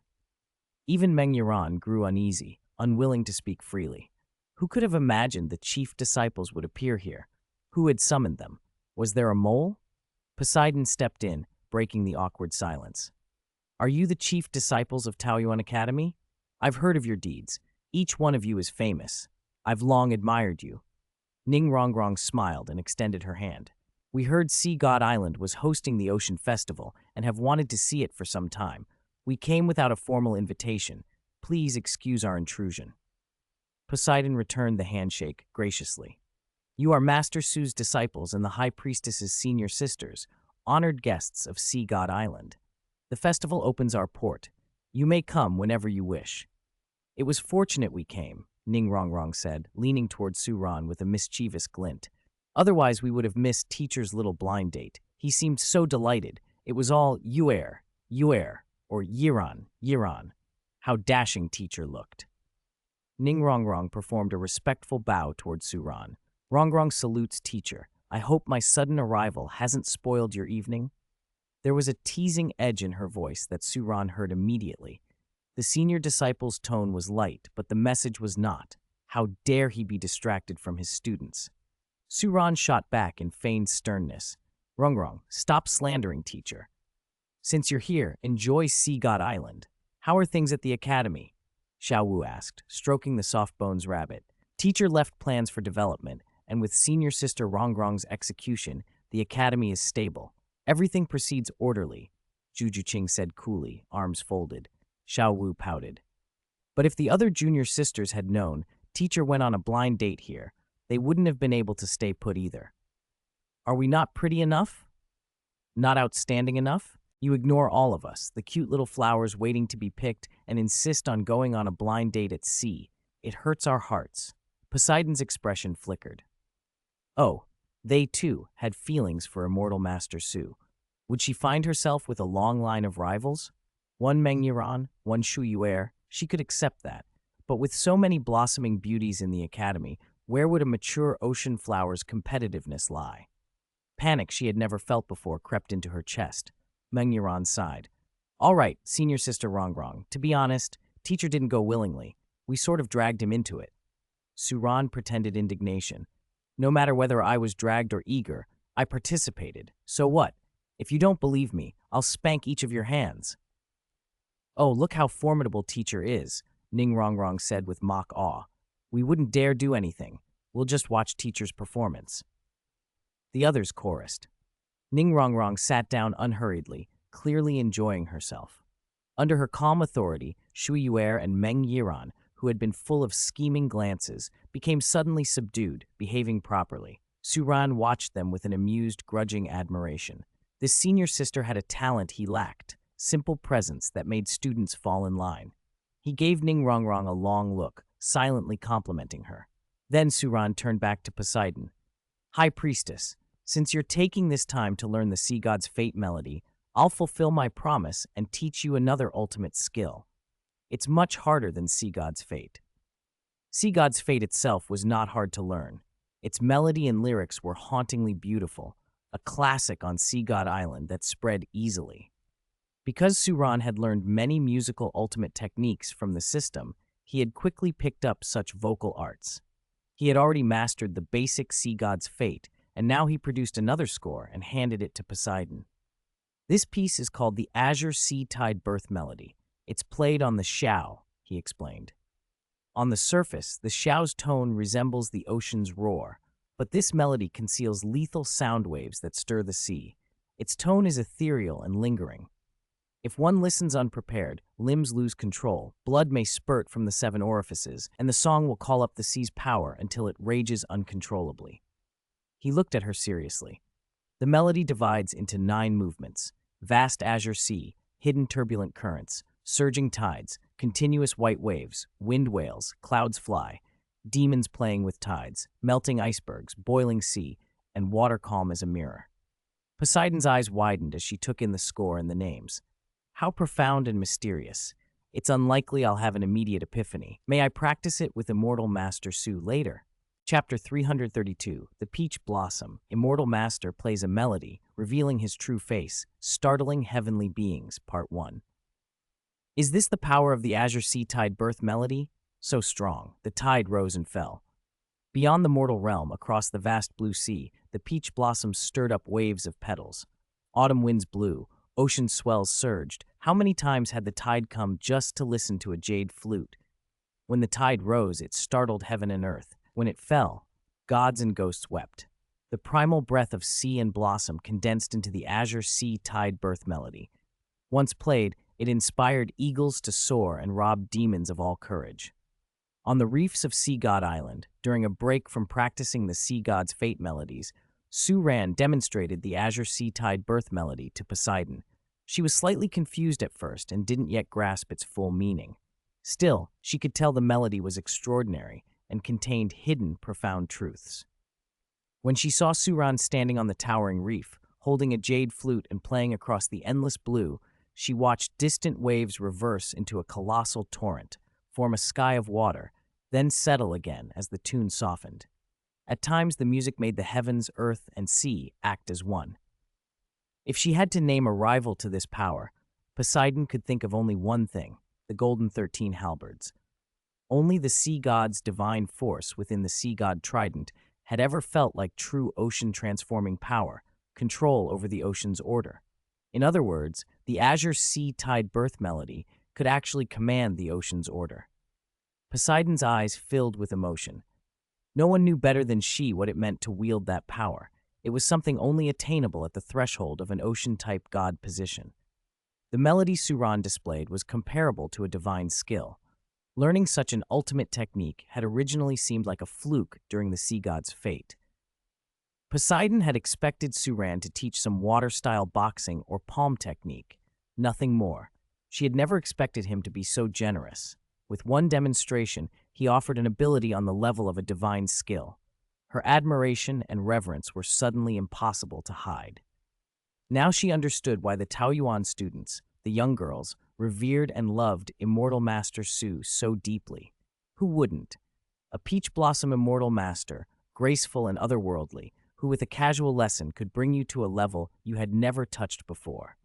With such a teacher, how could one not be captivated, not long to have him guide them through the subtler matters of the heart?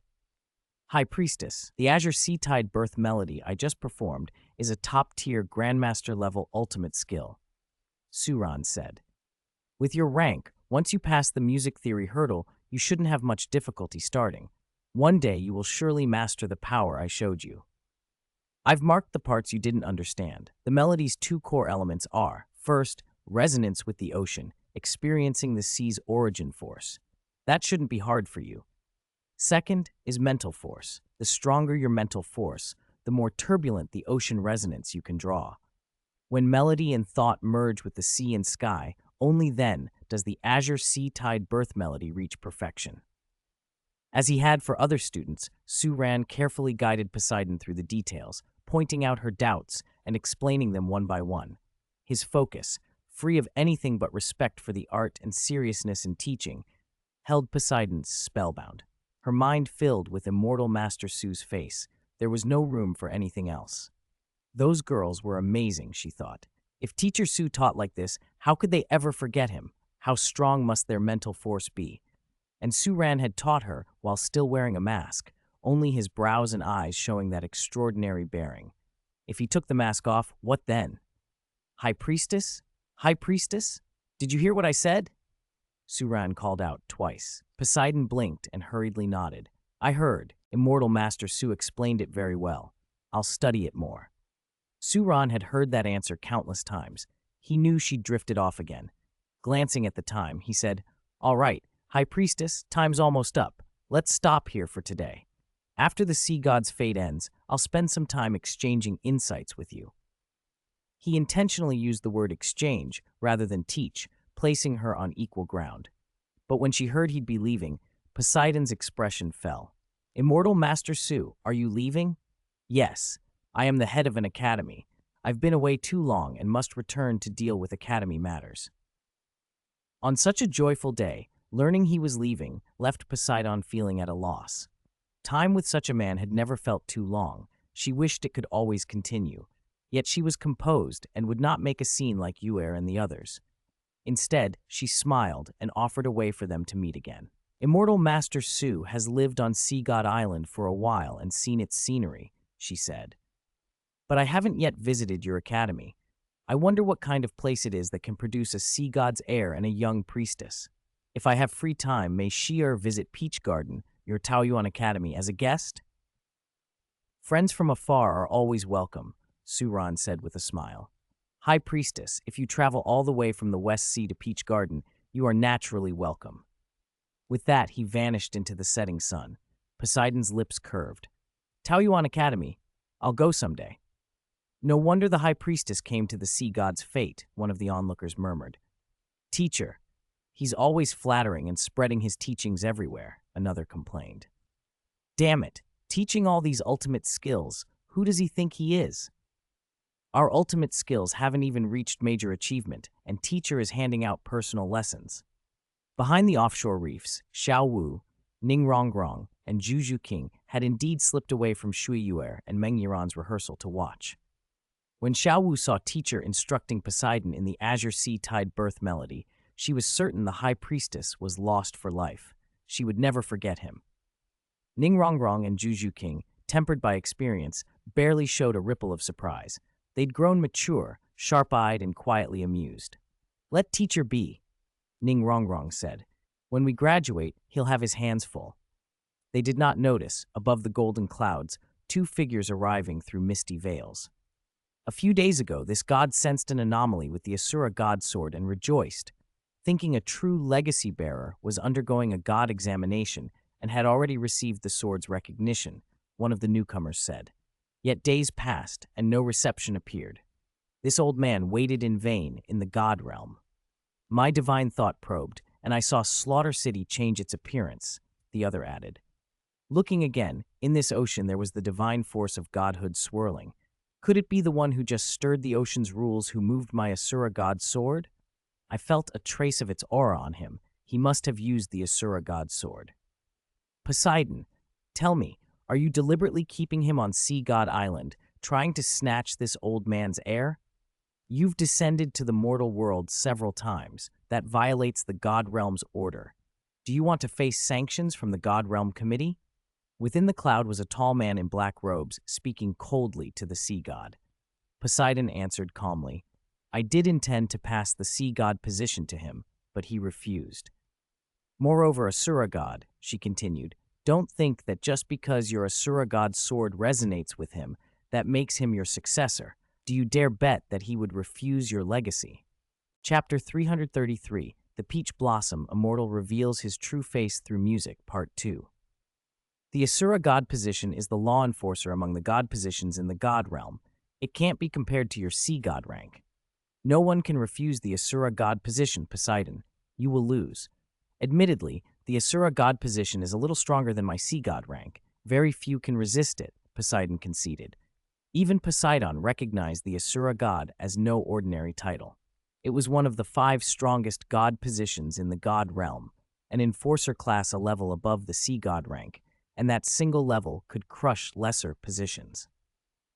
Still, when Poseidon thought of that unusually refined peach blossom youth, of the ethereal quality in his bones, and how he was already condensing his own godly rank, he refused to believe the boy could be swayed by the Asura.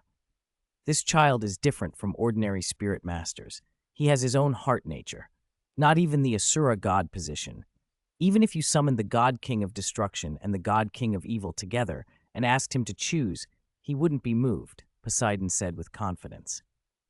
We'll know soon enough, the Asura god replied, expression unreadable as he hovered among the clouds. There was one thing he agreed on: the youth was extraordinary. Reports from the God Realm Committee had picked up strange new divine auras emanating from Douluo Continent, so he had come to investigate. When his divine sense swept over Slaughter City, he detected the Asura sword subtly resisting his control. That alarmed him. His divine artifact, rebelling, could mean only one thing: it had recognized another master. For a divine artifact to accept a new master, either the new person was far stronger than the original owner, or the new person's personal charm and talent outshone the original's so utterly that the artifact submitted. The first possibility seemed almost impossible. The second, the Asura god refused to admit. Was he, an enforcer deity, not as good as a mortal spirit master? His pride would not allow it. Side by side, the Asura god and sea god kept to their watch above Sea God Island, silently observing. Time flowed differently between realms. A single day in the god realm equaled a year in the mortal realm.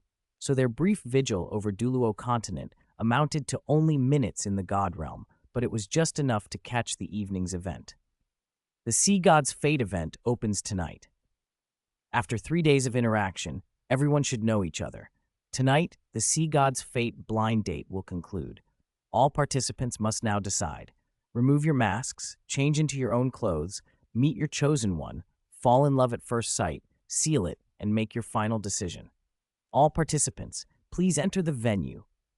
Neon lights shimmered, jellyfish and lanternfish glowed under the waves, and the sea surface and shoreline were bathed in color. On Marriage Island, the young men and women had swapped their uniform robes for their finest attire. They glowed with youth and intoxicating vitality. Admiration and desire crackled in the air. Some men were speechless, enraptured by their chosen partners. Some couples, mutually drawn, embraced and spun in place. Others left disappointed, unable to find a match. A few youths who had been rejected brooded. Everyone was looking forward to the evening's main attraction, the High Priestess and the young priestesses performing Sea God's Fate, and the selection of 3 high-ranking goddesses by the famed Peach Blossom Immortal Master. Many in the crowd had either been charmed by tales of the Peach Tree Teacher or were waiting to see if he was worthy of the hype. If he wasn't, some had shamefully prepared fish roe and seaweed to pelt him off the stage.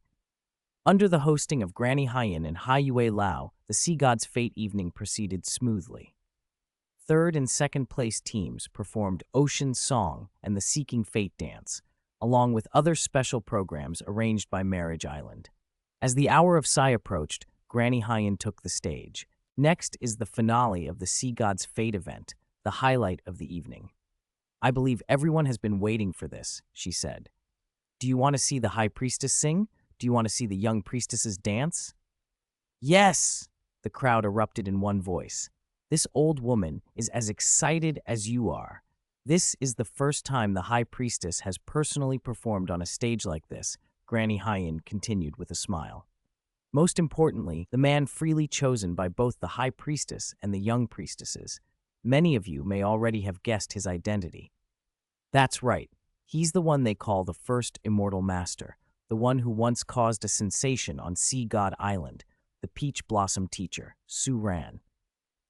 I've asked some people who have seen Master Su, and they can only praise him. It's said he possesses immortal chi, a face of rare beauty, like an immortal descended from heaven. Some of them are here tonight, and I haven't exaggerated, have I? No. Immortal Master Su is unparalleled. I love Master Su. Master Su! Master Su! I want to lay fish roe at your feet. Master Su! You're mine! You're mine! Granny Haiyan's words sent several young women into a frenzy. They had suspected the High Priestess had chosen Master Su. Granny's confirmation set them alight. Some were ecstatic. Others paced anxiously. How could their beloved Master Su be present at the blind date if he hadn't chosen them? The young men who just suffered emotional blows scowled and muttered, "Shallow, can looks feed you?" Now, please welcome the Priestess Love Group for their performance. With the crowd roaring, Granny Hyen signaled the start and stepped back, eyes bright with anticipation. She was eager to see Master Su for herself. An old friend in Seahorse City had reportedly met him and, like a lovesick girl, had begun to primp every day, trying to turn back the clock. Granny Hyen had to admit she was curious. The sea god's fate singing began. Red and blue curtains parted slowly, revealing the ocean as the backdrop and joyful spirit beasts frolicking nearby. First came the graceful dances of Shui Yuer and Meng Yuran, their toes barely brushing seawater as they moved. Then the high priestess sang, her voice pure and celestial, not diminished in the slightest by comparison to a mermaid's enchanting song. The music and dance calmed the crowd. Their appreciation was visible. Then, like a breeze, peach blossoms scattered from the sky and a delicate fragrance drifted through the air. In the dimmed light, the high priestess's soft, beautiful face was revealed, standing on a lone reef with a lonely, transcendent beauty. Shu Yuer and Meng Yuran continued their dance beside her, each a vision. And then a flash of light cut through the scene, revealing a face more exquisite and peerless than any that stood there. A youth in a robe the color of peach blossoms and ivory walked forward, carrying a jade flute. Each step was composed, each note a perfect match for the music and dance. He came quietly out of the ocean, flute to his lips, playing a melody that wove itself around the high priestess's song and the priestess's movements. At that instant, he became the center of attention. All chatter and jealousy died away. The entire venue fell silent. The impact was absolute, striking both soul and spirit. Even the Asura god and the sea god, watching from the clouds, were struck dumb. The peach blossom youth was unbearably beautiful, so beautiful that the heavenly beings themselves seemed taken with awe. The peach blossom immortal's music had revealed his true face, and it had left the heavens startled and the hearts of all below utterly enthralled. Chapter 334, the most perfect successor to the Asura god position. Immortal Master Su? Is that Immortal Master Su? Old man, am I dreaming? No wonder the Grand Priestess and those young priestesses always look at Immortal Master Su with such adoration. Indeed, this young man is handsome, 3 points more handsome than I was at his age. Remarkable. There are only a few whose looks I would admit surpass mine. But, old woman, Immortal Master Su is handsome, sure, but why are you blushing? What's the age difference between you two? You don't stand a chance. No you?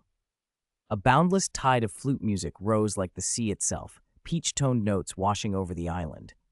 When Immortal Master Su's incomparably handsome face emerged next to Bo Sixi, the spirit masters of Sea God Island were beside themselves.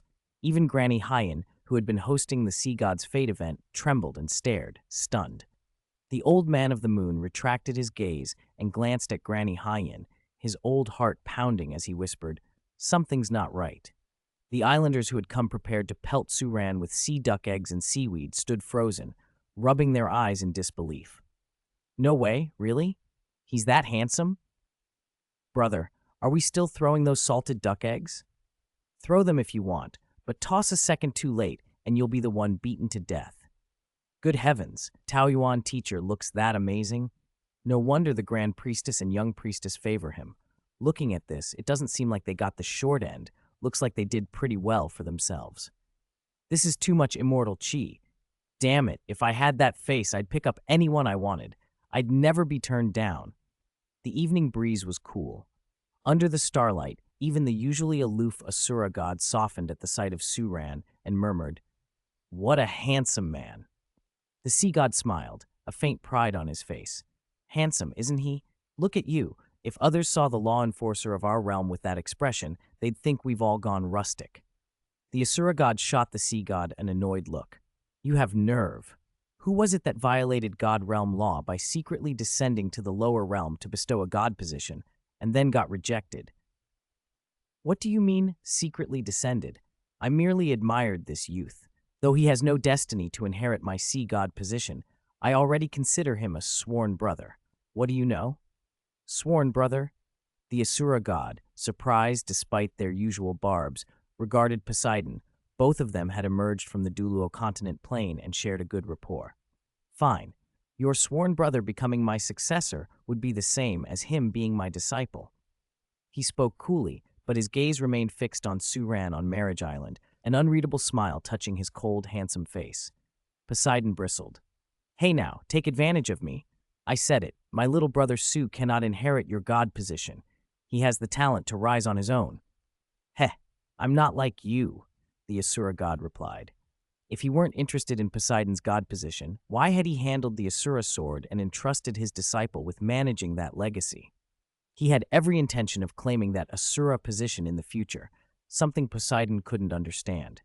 With a disdainful glance, he added, Honestly, looking at you now is a waste of sight. I'd rather look at the future successor and cleanse my eyes. Handsome, truly worthy of the Asura position. Poseidon, uncomfortable under that dismissal, forced a grin. Fine, fine, you're arrogant and amazing. We'll see who gets the last laugh. But your brother's flute playing is truly excellent. Wait, this isn't the sea god's fate melody. I don't remember hearing this before. Did Sea God Island change its selection?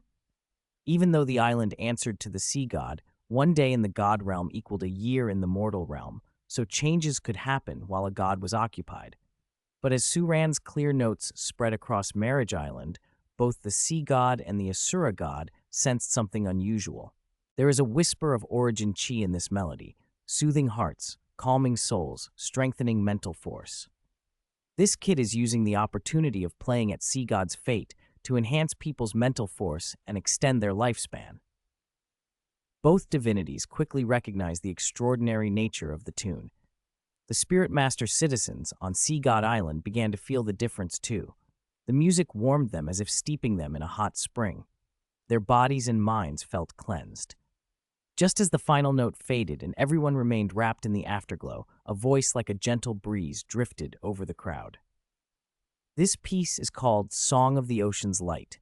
It is not part of Sea God's fate. Please forgive Immortal Master Su for changing the music temporarily. My 9 disciples are training on Sea God Island, and I appreciate the care you have shown them. I dedicate this piece to you. May Ocean's Light cleanse your bodies, warm your souls, and help you break through. As Su Ran spoke, the original Sea God's Fate melody was replaced entirely by the Song of the Ocean's Light. Ribbons of sea light condensed over the water and swirled around the islanders. Gradually, the Sea Soul Masters felt rejuvenated, their meridians cleared. Some even heard a muffled shift within and burst into joyous exclamations. I broke through. The bottleneck that held me for 20 years is gone. I'm level 30. I can absorb my 3rd spirit ring and become a spirit elder. I broke through too. My spirit power reached 43. My vision is so clear. My mind's sharp. Is this the blessing of Immortal Master Su? Thank you, Immortal Master Su. Thank you, Immortal Master Su. Respect faded from their eyes and was replaced with faith. Only the sea god watched from the sidelines, lips twitching. Brother Su, I've treated you as a sworn brother, yet you not only stopped me from slaying the whale dragon god, you stole my worshippers too. If it weren't for your good looks, I might have sent you to 10,000-meter deep-sea purgatory. The Asura god observed quietly, nodding inwardly. To win the faith of Sea Soul Masters by a single piece of music meant Su Ran possessed the physique of a divinity. In this era where souls are scarce and god positions abound, for someone to still be forging a path to create his own god. Position shows extraordinary talent. If this child were to inherit my Asura position, he would lift it to even greater heights. What a perfect successor, cultivating both light and darkness, embodying both immortal and demon. How powerful would such a being become?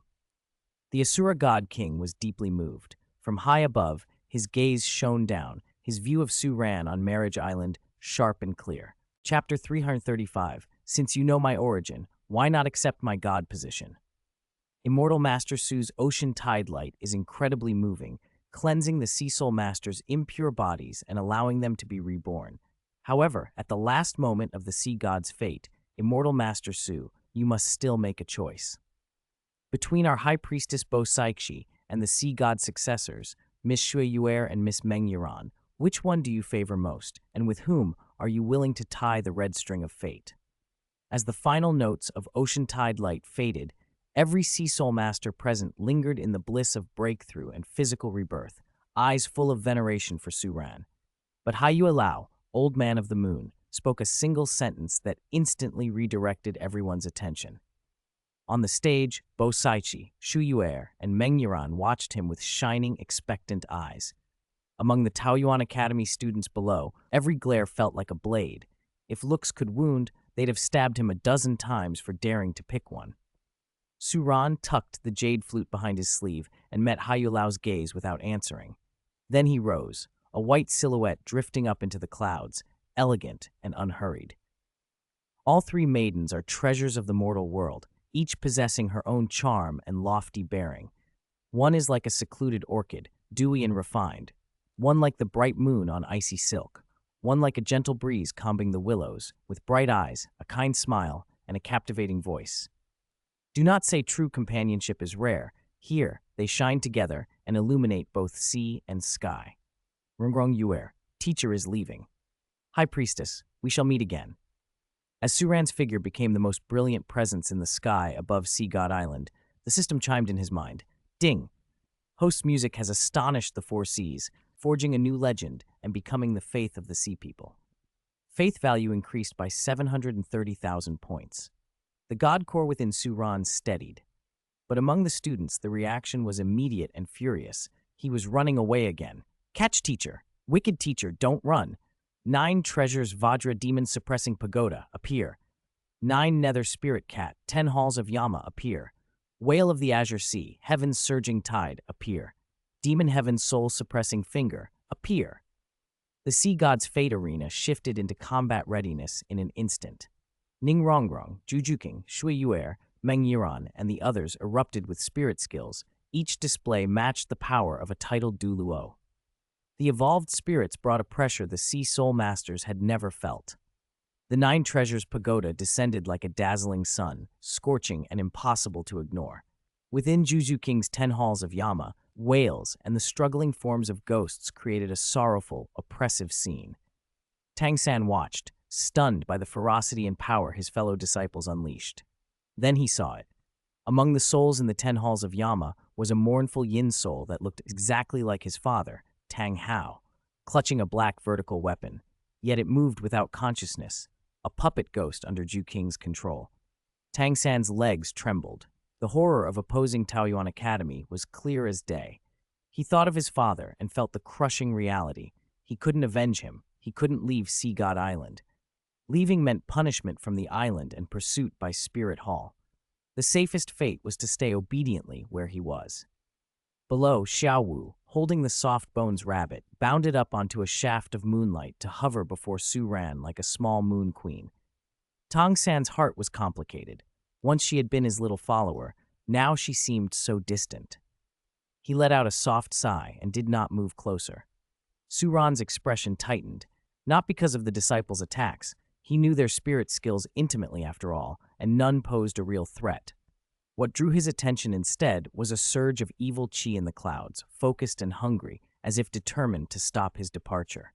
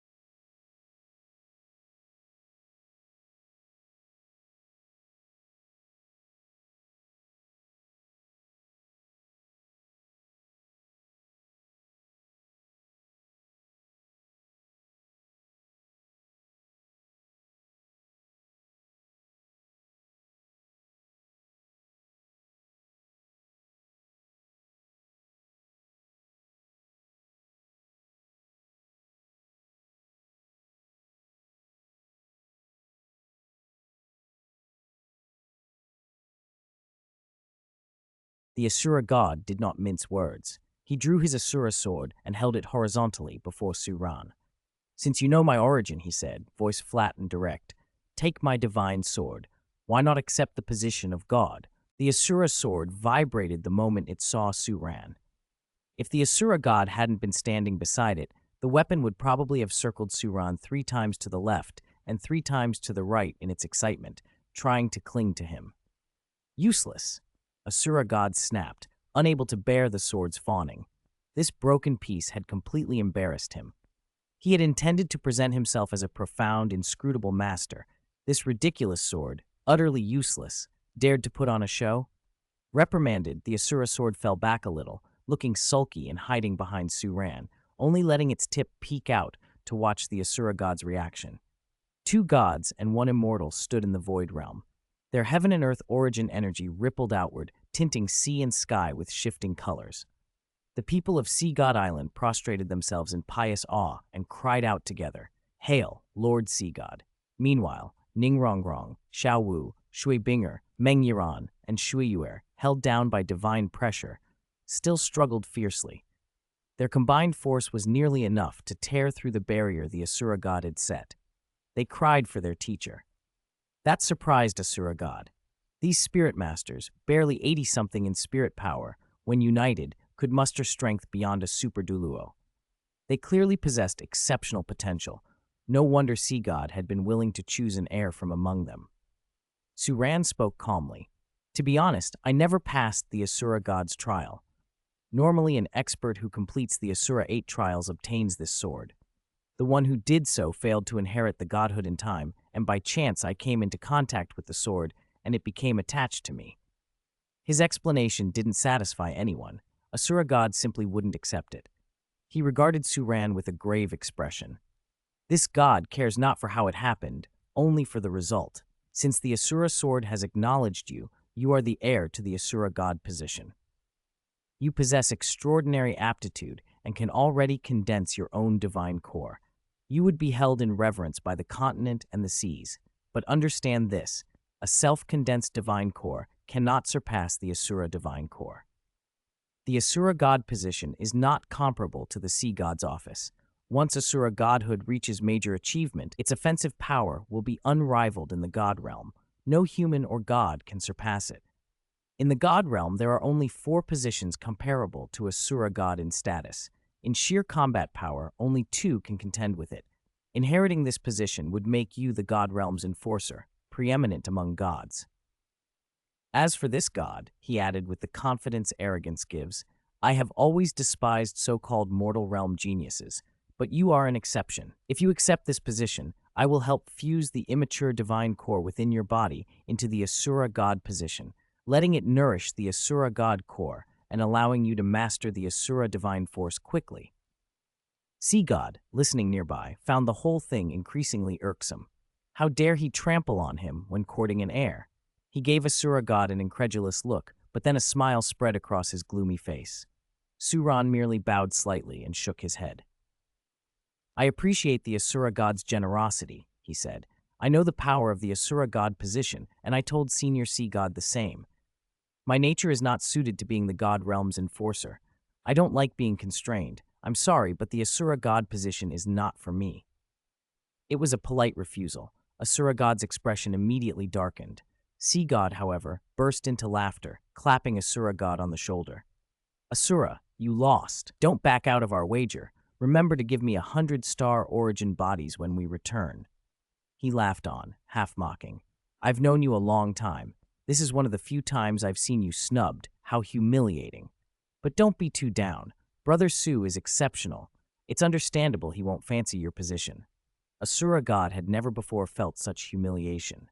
He had once cleaved the dragon god with his sword and secured a glorious status in the god realm.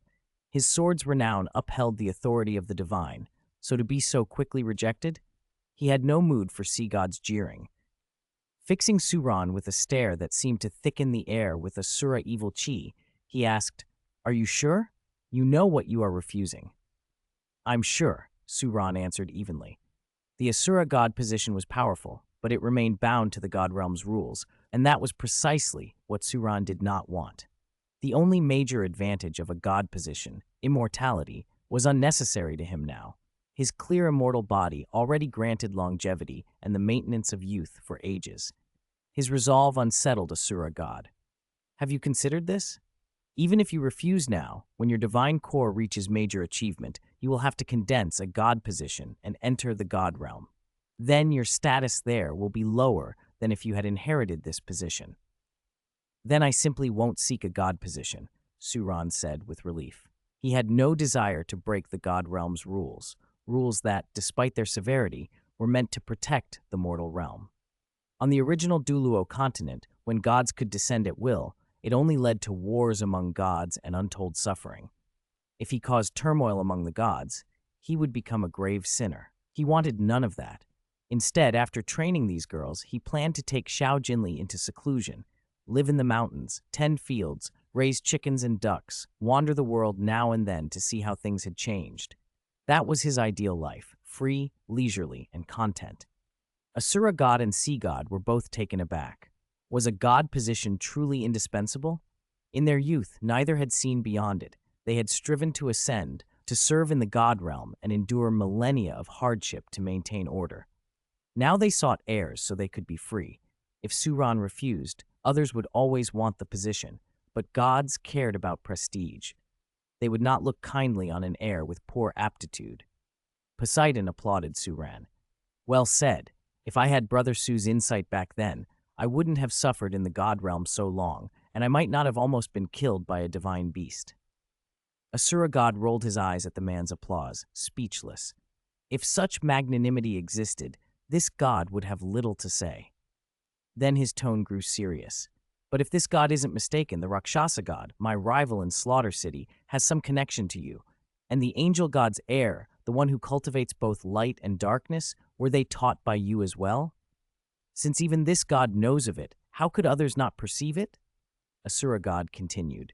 Rakshasa god is a top-tier slaughter god, second only to me. Angel god is a first-rank main god. If they take offense, can your academy withstand their wrath? With your quasi-god status, even if your aptitude allows you to contend with god officials and third-rank gods, can you protect those behind you against a top-tier main god? Who doesn't wish to be magnanimous? The problem is that one does not always control the tides of fate. Chapter 337, The Peach Blossom Guardian God of Douluo Continent. A cold wind brushed by, sharp and awakening. He tilted his exquisitely handsome face toward the moonlight and watched the stars. If the god realm allows them to descend, I will be waiting, he said. Suran would not be intimidated. When the girls teased him, he treated it as child's play. The pressure from the god realm barely moved him. His white robe fluttered in the moonlight as he turned to the disciples behind him. Girls, your teacher needs to make a trip to heaven, he said softly. You've all grown up. I've watched you mature over the years. I may have been strict at times, but you have always been my pride. This journey, I don't know how long I'll be gone. It could be months. It could be years. I'll entrust the academy to you.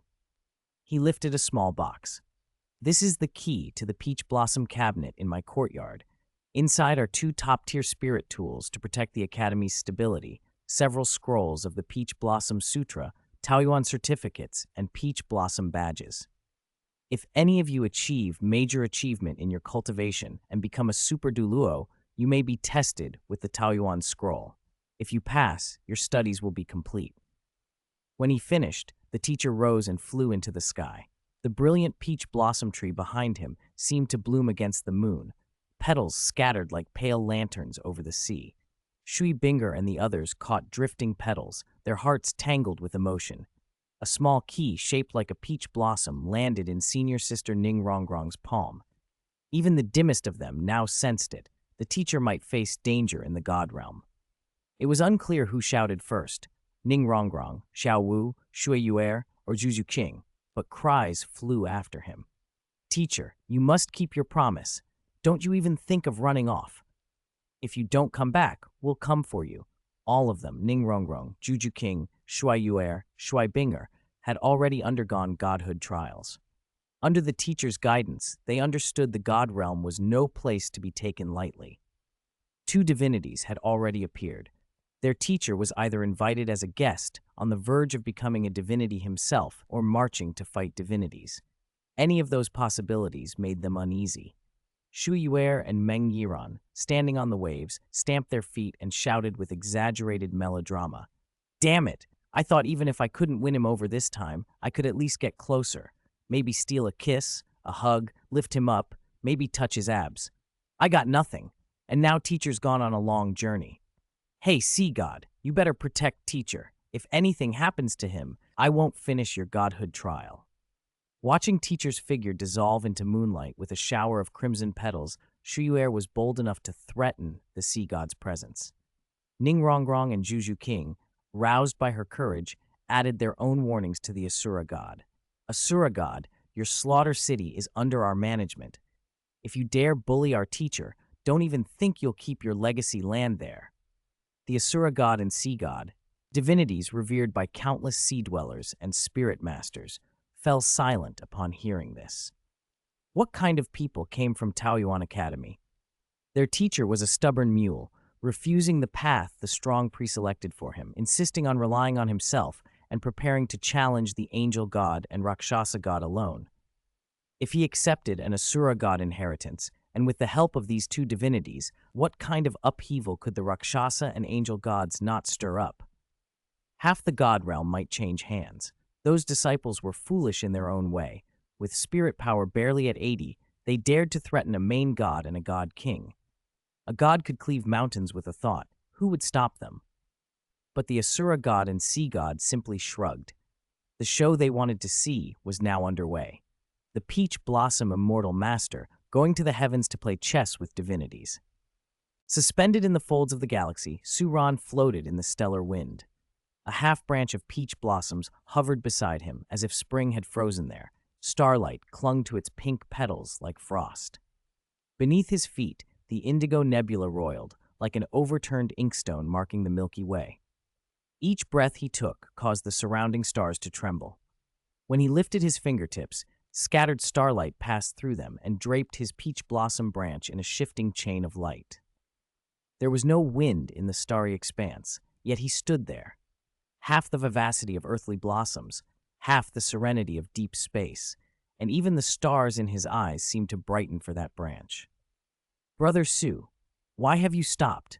Do you need me to guide you to the god realm, to the domains of the Rakshasa god and angel god? The sea god transmitted across the void. He and the Asura god were amused. Taking Suran to their rival's lair sounded entertaining. Suran, now with a demigod core and no longer purely mortal, could visit the god realm without overstepping. At worst, he'd be warned. Suran did not take the bait. He sat cross-legged in the air and replied mildly, I don't trust the angel god or the Rakshasa god, but I don't want to cause trouble. I'll wait here. If they descend in divine thought toward the Douluo Continent, I'll sense it immediately.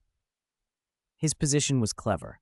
He hovered just above Douluo Continent, aligned with the rotating nebula that accompanied the land, the Peach Garden's jurisdiction close behind. Though he had left the continent, he was still guarding it.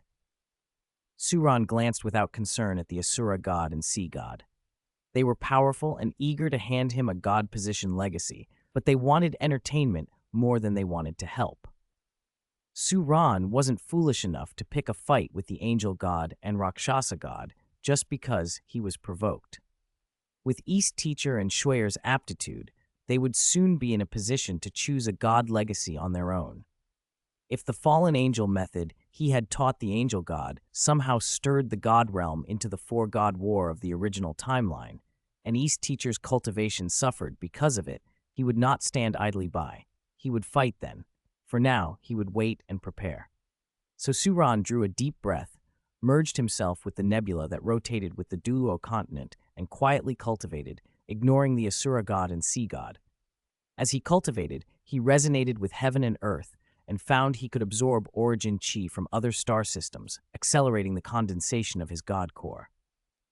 As Suran ascended, leaving the continent behind, the people of both land and sea felt the loss of their peach blossom immortal master.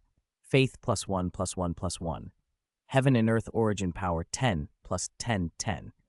The Asura god waved his sleeve with a touch of scorn. What a handsome face with no sense, incorrigible. He left, and the sea god looked back at Suran, shook his head, and followed. My brother Su is beyond saving. He won't listen. Go as you please, the sea god called. Brother Su, if you regret this, you can call on this elder brother anytime. Don't say it's impossible. I can still find you a legacy in the god realm. His voice faded into the distance with no reply. It wasn't long before the god realm's patrol gods and touring officials noticed a peerless peach blossom guardian god hovering outside the Douluo Continent. Word spread quickly through the heavens. Chapter 338. Suran condenses a divine core and breaks through to the god realm. The god realm lay shrouded in clouds, bright skies above, and elemental energy surging through the air. A majestic divine official swept through the starry heavens, passing the god realm's clouded borders and descending near the central tower. The Dragon Horse Galaxy is normal. Traces of demonic gods have appeared in the Saint Demon Galaxy plane. No abnormalities in the Five Elements Galaxy. All is stable in the vast galaxy. The Four Saints Galaxy is calm. No unusual demonic beast activity. Reporting, an anomaly has been detected at Douluo Star. These divine officials were also called patrol gods. Though the lowest-ranking divinities in the god realm, patrol gods were still chosen geniuses, former luminaries of the mortal world, exceeding even the peak powerhouses of the Douluo Continent, like Qian Renxue and Bo Saishi. One silver-robed patrol god filed his report to the God Realm Committee Hall. From within, a cold, sharp male voice, edged with ruthless authority, responded. What anomaly! Reporting to Lord Destruction God King, the nebula around Douluo Star is abnormal. Many peach blossoms have appeared out of nowhere, and a towering peach blossom tree is growing in the starry sky. Its energy fluctuations are comparable to the stellar vortex formed when a third-ranked divinity breaks through. At the center of that peach blossom vortex, one can vaguely sense an extraordinary white-robed divinity, gender unknown. A divine rank breakthrough? Some time ago, the God Realm's core detected divine core fluctuations coming from the direction of Douluo Star, but it couldn't determine the owner or which jurisdiction it fell under. I didn't expect it to grow to above a third-ranked divinity so quickly. It appears this peach blossom divinity has exceptional talent. When the 18 main gods attained their god positions, it took them several God Realm years to go from mortal peak to the third-ranked God Realm. This one has done it in days. He likely has the potential of a top-tier main god. I will go see for myself. A figure in a vast purple robe, crackling with destructive energy, stepped from the committee hall, one of the 5 supreme god kings, the Destruction God King. No, he began. A woman in green robes, radiating life and healing energy, followed. The life goddess's face was gentle and beautiful, like the mother of all beings, yet she carried the alluring charm of a matured divinity. Calmly she said, No, Douluo Star should be under the Asura God King's jurisdiction. It's also the birthplace of the Sea God and Angel God, 2 of the main gods, and is co-managed with the Rakshasa God. It isn't appropriate for you to intervene rashly. The Destruction God King waved a sleeve and snorted. Another great genius will be squandered under that Asura God. The life goddess smiled faintly. You and the Asura God still have a grudge, don't you? I despise that fellow, the Destruction God King snapped. As a committee member and law-enforcing God King, he can't even control his own subordinates. He thinks only of abdicating and wandering carefree. Back then, he split the dragon god in 2 with a single sword and treated it like the greatest achievement. If it weren't for my restraint with the evil and good god kings and for your life source, Little Lu, where would he have gotten the chance to wield that blade? I despise aimless, arrogant divinities who lack ambition. The Destruction God King was one of the God Realm's top elders, the divinity with the greatest destructive might, and he feared no one. The life goddess was someone he trusted enough to speak freely with. What he said was not without truth. On the Douluo Continent, the clashes between Spirit Hall and the Sea God in the War of the Four Gods appeared to be conflicts between Tangsan of the Clear Sky sect, Qian Renxue of Spirit Hall, and Sea God Island. In reality, they were power struggles among the Asura gods faction in the God Realm. The original divinities rarely destroyed one another outright. Instead, they chose successors and passed on their god positions, letting the younger generation fight for them. Hey, young one, Do you want eternal life? Do you want a god position? Do you want revenge? I can grant it all. Help me with one small task once you take office. Go and kill the Asura god. Which young person could resist such temptation? The life goddess interjected gently. No matter what, the Asura god is still a meritorious official of the god realm and one of the 5 committee members. Since this concerns Douluo Star, inform the sea god and the others and have them assign a god position for this peach blossom divinity. No need, the Asura god said mildly as he appeared. This newly promoted peach blossom divinity has no intention of ascending to the god realm. Let him be. The destruction god king snorted. I'd like to see what your Asura faction can do. He turned into the committee hall. Inside, a high, spacious table of the highest grade occupied the center, with only 5 seats. Floating, brilliant star mirrors surrounded it, each reflecting the real-time conditions of surrounding galaxies.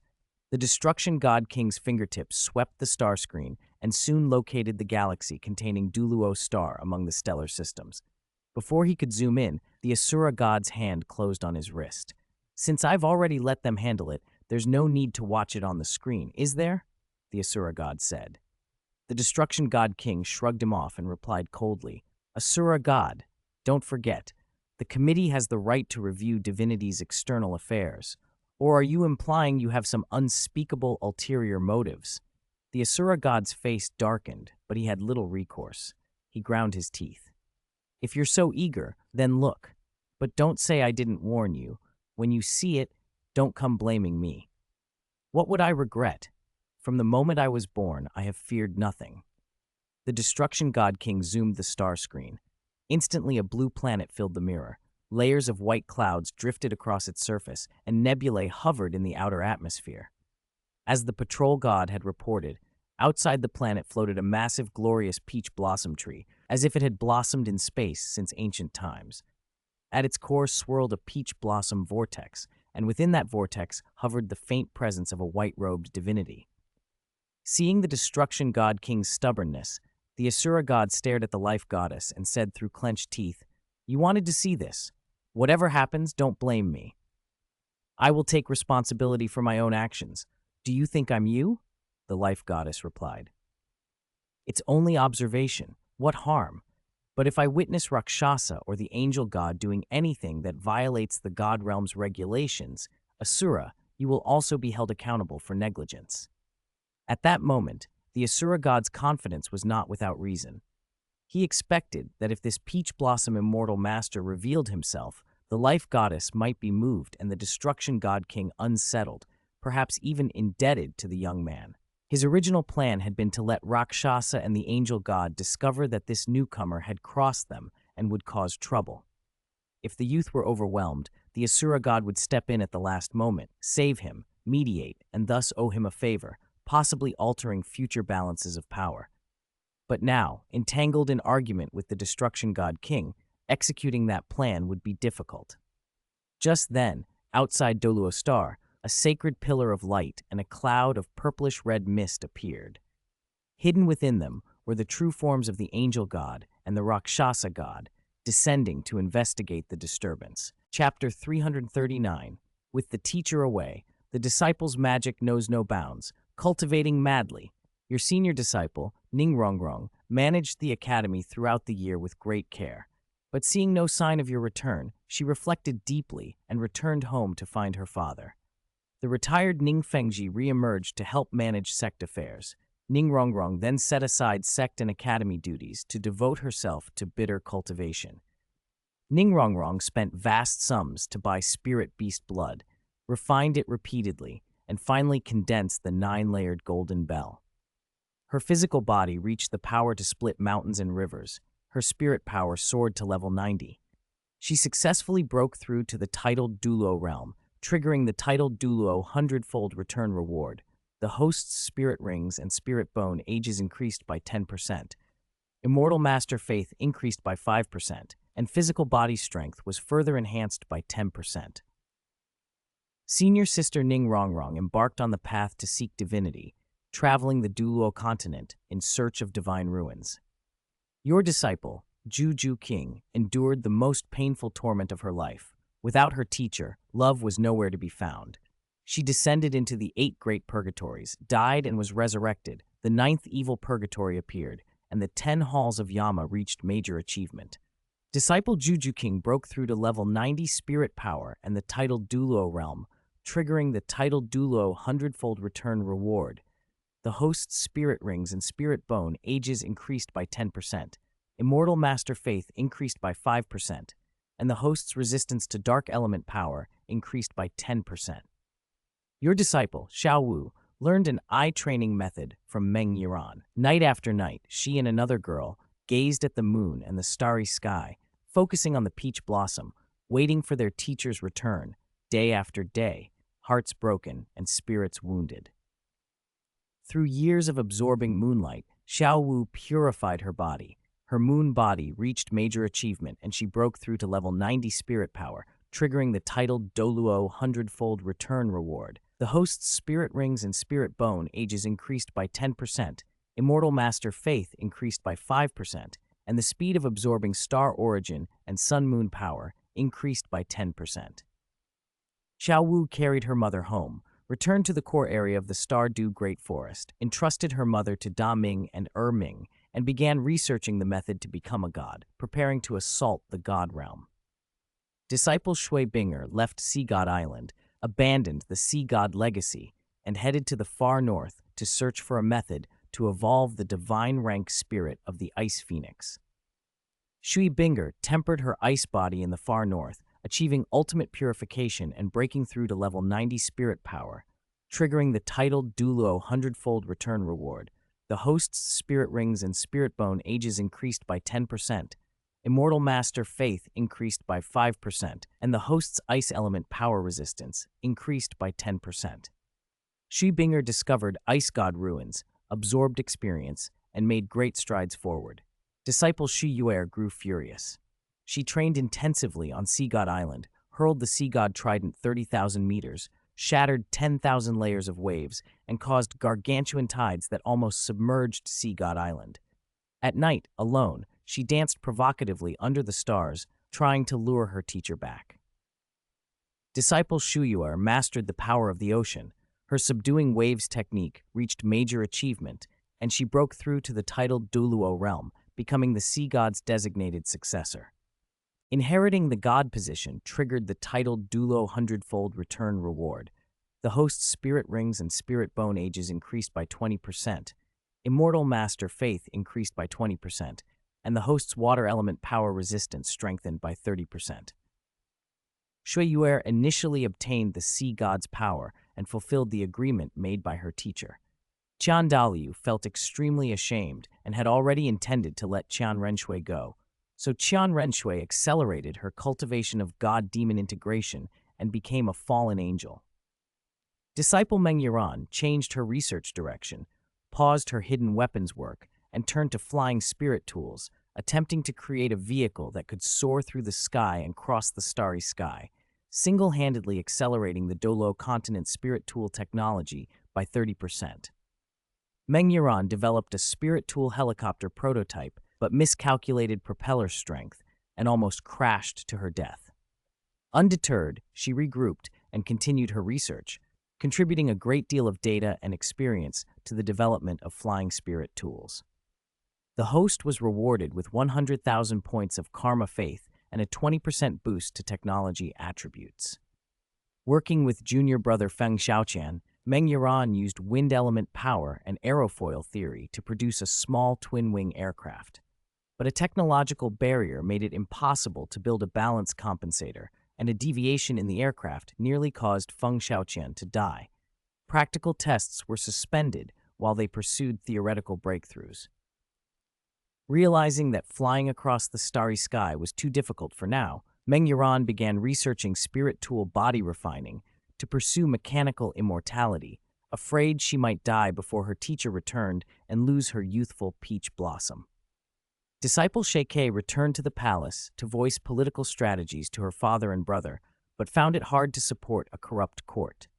Influenced by stories of musician Tang Yuehua and senior sister Zhu Qing, she decided to use her influence at court to advocate for female governance. Love your father, sit on the dragon throne, Love your brother. Meet at Heaven Dew Gate. Princess Shui seized power and became the first Empress of Heaven Do, ruling the nation and extending the nation's luck. The host received the Emperor's Qi.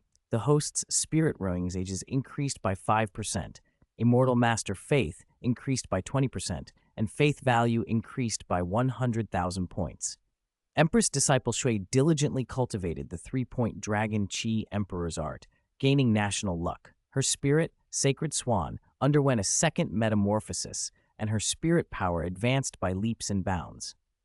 Disciple Wangsheng practiced the dragon subduing palm 300,000 times. His palm technique reached major achievement, becoming unrivaled and domineering. Feng Xiaoqian trained his legs in Gale Valley. His wind god leg achieved minor success.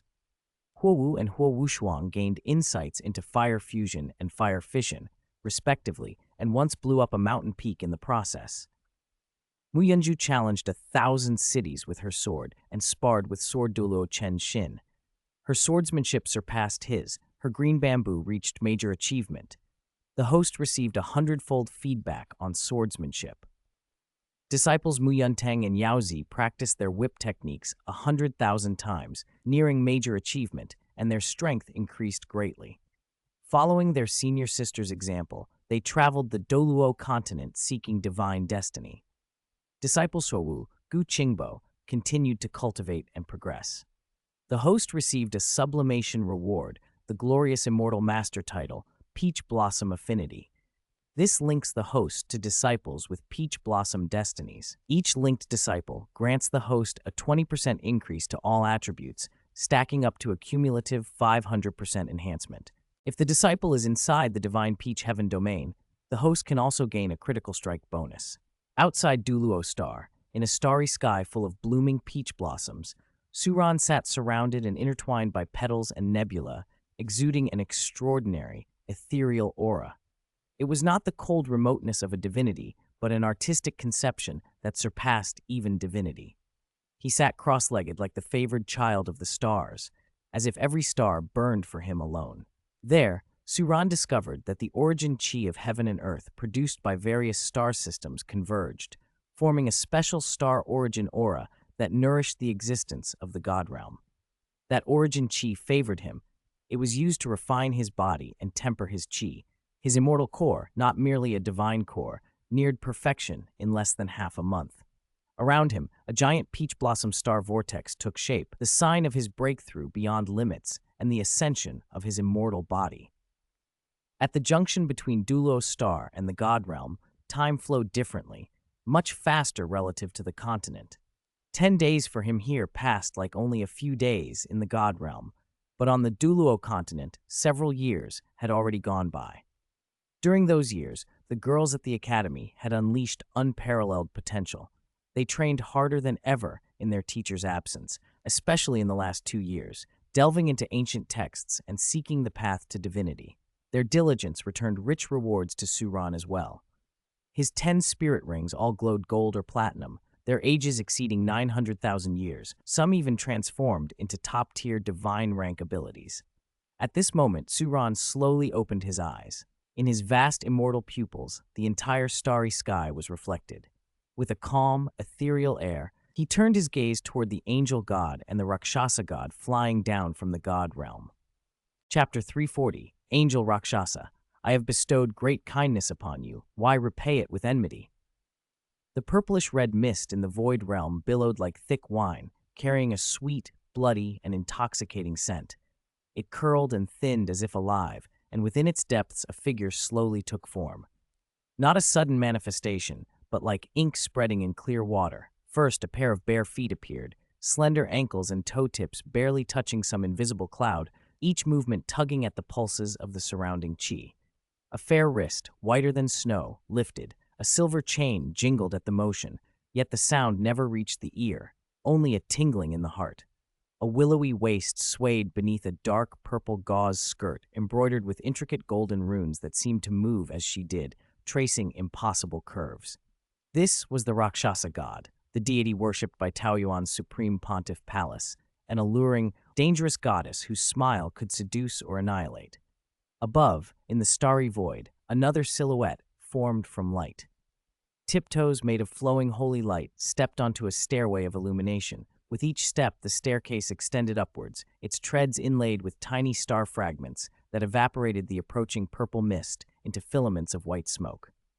A robe, woven of dawn and moonlight, draped around a figure from which soft wings of light spilled like waterfalls. Her brows were like a new moon, eyes the color of glazed lapis, nose high and straight, a perpetual gentle smile warming her features. When she finally opened those downcast lashes, her voice was like dew-cleansing dust. "This person is connected to my legacy. I claim him." Pristine white hands reached out through the peach blossom mist toward Suran. The Rakshasa god showed no submission. Purple chi condensed into a bloody red scythe in her hand, which she swung toward the blossom-shrouded figure, aiming not merely to block but to sever, to cut this new god from the heavens. Whether he lived or died would be left to fate. "Rakshasa, how dare you?" someone cried. "There is nothing this god would not dare," the Rakshasa replied, voice honeyed and ruthless at once. The angel's radiant hand brushed forward. The lighted fingers sought to seize him. The Rakshasa's scythe met them, tearing through the peach blossom haze. A sudden blade of peach blossom light flashed through the dawn from within the flowers, shattering the scythe and cleaving through the meteors in its path. A clear, cool voice announced, "I have been waiting for both of you here for a long time." The Rakshasa sheathed her broken scythe with a pleased tilt to her mouth. "So it's a man. By his voice, he must be a fine-looking one." She smiled dangerously. "I hear it was your doing that reformed Slaughter City, that you struck at the Asura god and seized the Asura sword. Brave, very brave. Sister admires strength. But you cleansed the Yellow Springs blood river of Slaughter City, taking away much of my sport. Do you understand your mistake?" Her charm shifted like a blade. The smile went cold and cruel. "I hear you are beautiful beyond measure. Come out and let this god take a proper look. If I am pleased, I might spare you and make you my attendant god. Do my bidding, lick my toes even." Her moods flickered between mockery and provocation. The angel's expression stayed unmoved. "You need not fear her," she said softly. "I have heard of your deeds. You taught the one I chose to cultivate the dark arts and corrupted my legacy. That is a grave offense. Yet if you repent, I will offer you cleansing, purge the filthy chi in the valley of light, return your soul to the righteous path of the angel, and perform penance within my lineage." "Do not listen to her. You will be ruined," the Rakshasa taunted, mocking the angel's followers. "Her valley of light is full of hypocrites who prey upon the weak. If you have dark power, they will grind you to dust. Come with sister instead. What are you hiding? Show me your true face. Ha ha!" Ruthless as she was, the Rakshasa darted through the peach blossoms with astonishing speed, scythe of death in hand, splitting the floral veil layer by layer. Just as she neared the center, a fierce peach-scented wind exploded outward and flung her back. Billions of stars unfurled across the void realm, and peach blossoms in shades of pink and gold flowed like a warm tide, suffusing space with a hazy, comforting light. At the heart of that starry sea stood an ancient peach tree. Its trunk looked like jade condensed from moonlight, streaked with starlight patterns as if recording the secrets of creation. Branches extended infinitely, supporting clouds of peach blossoms faintly crimson and gold, each petal dusted with tiny star fragments. Petals stirred, but did not fall. Instead, they transformed into firefly-like lights that coalesced into a pink vortex around the tree. From the tree emerged a figure, a youthful immortal in robes of light pink and moonlit white, the fabric seeming woven from first spring petals. 10 golden spirit rings shimmered beneath his feet, but even they could not outshine his face, perfect, clear, and remote as if looking through the ages. A fragrance of peach blossoms and starlight lingered about him, a scent that cleansed the spirit itself. He lifted his hand. Wherever his fingertips passed, phantom peach blossoms sprouted and climbed, finally forming a half-open blossom mark and the outline of a peach blossom sword on his wrist, signs that bound him to the starry tree and the sea of petals. "I am Taoyuan teacher Suran," he said without hurry. "In this life, I have taken countless disciples. I did not seek great karma or sainthood, but I never misled anyone. Shui's studies include dark power, yes, but that is not a defect. It can strengthen her. Power exists to be used. To wield strength is not shameful. He turned to the Rakshasa. You used Slaughter City as your furnace to steal faith and corrupt the people. My breaking of your blood pool poison is heaven's work. I am atoning your sins. You offer no gratitude and instead attack me. That is repaying kindness with enmity. I will meet you with my sword. Come, let me cut down these evils.